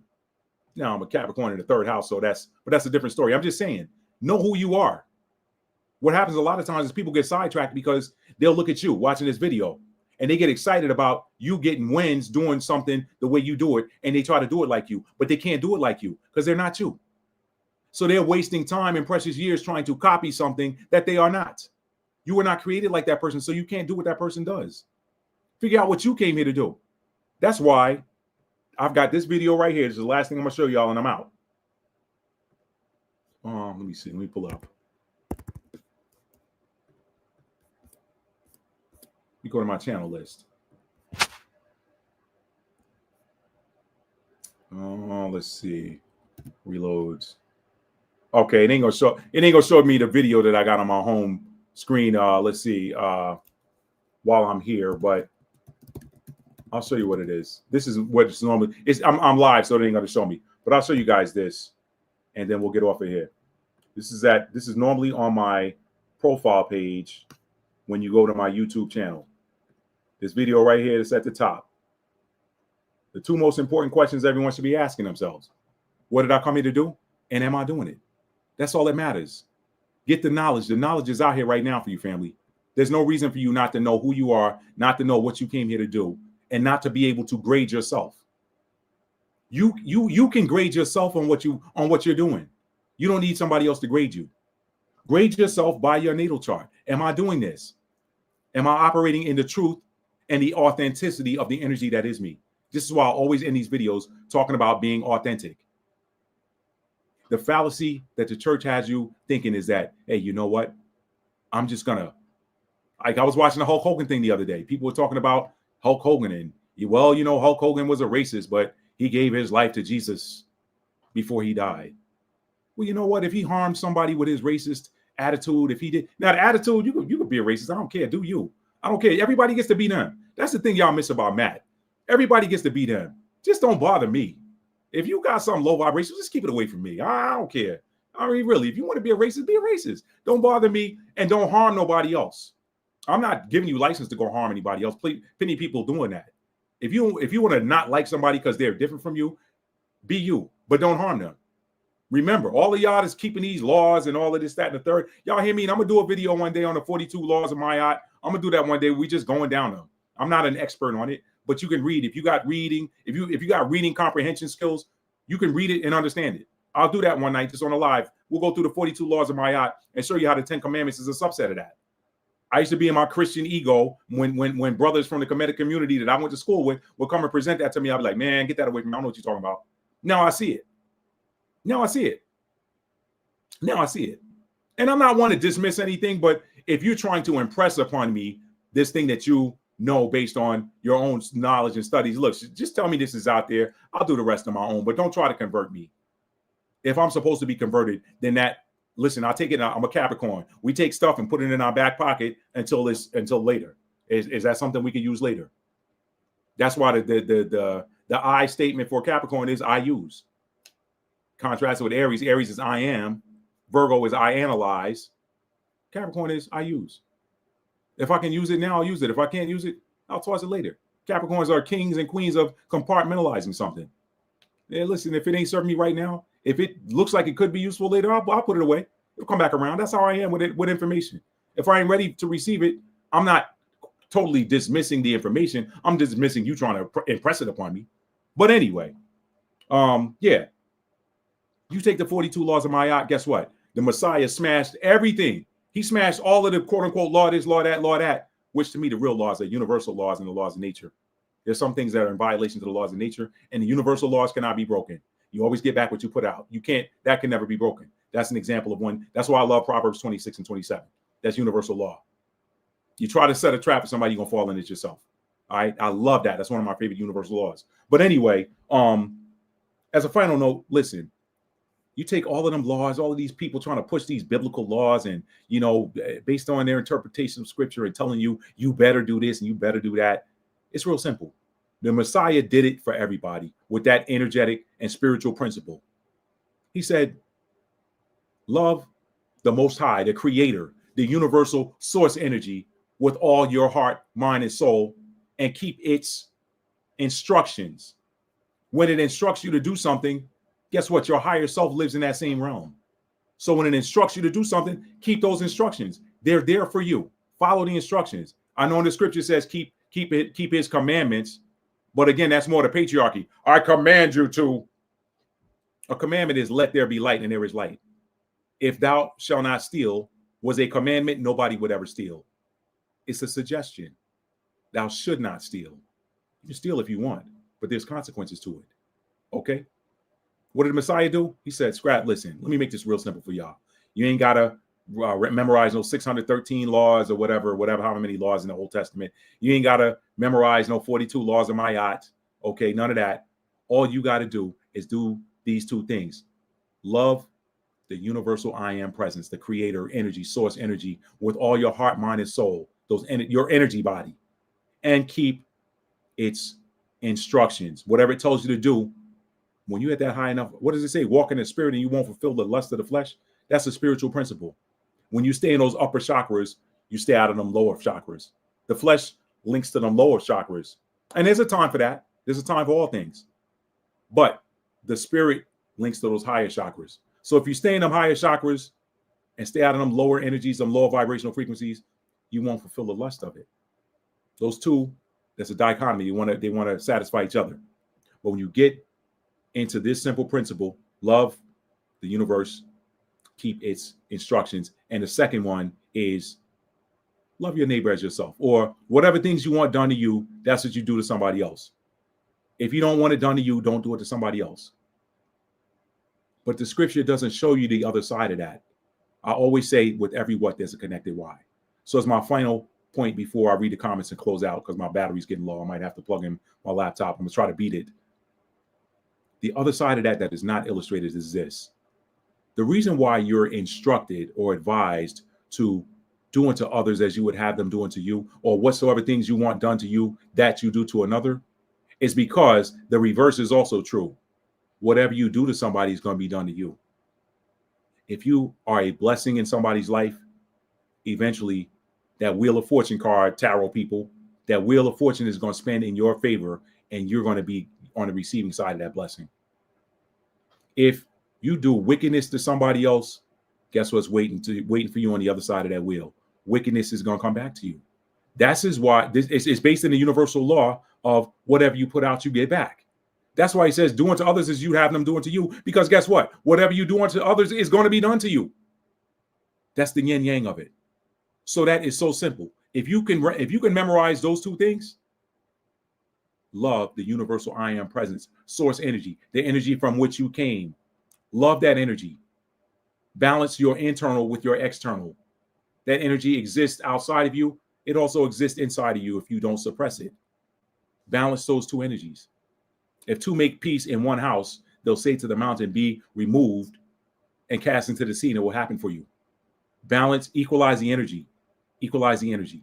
That's why planes have cabin pressure. They got to match the pressure on the inside of the plane above a certain altitude with the pressure on the outside, so people don't need assisted breathing.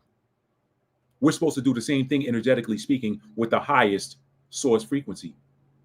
Match the outside of you to the inside of you when it comes to that high vibrational frequency. The problem is some of us match the outside of us to the inside of us when it comes to low vibrational things. And this is why they're always blasting it.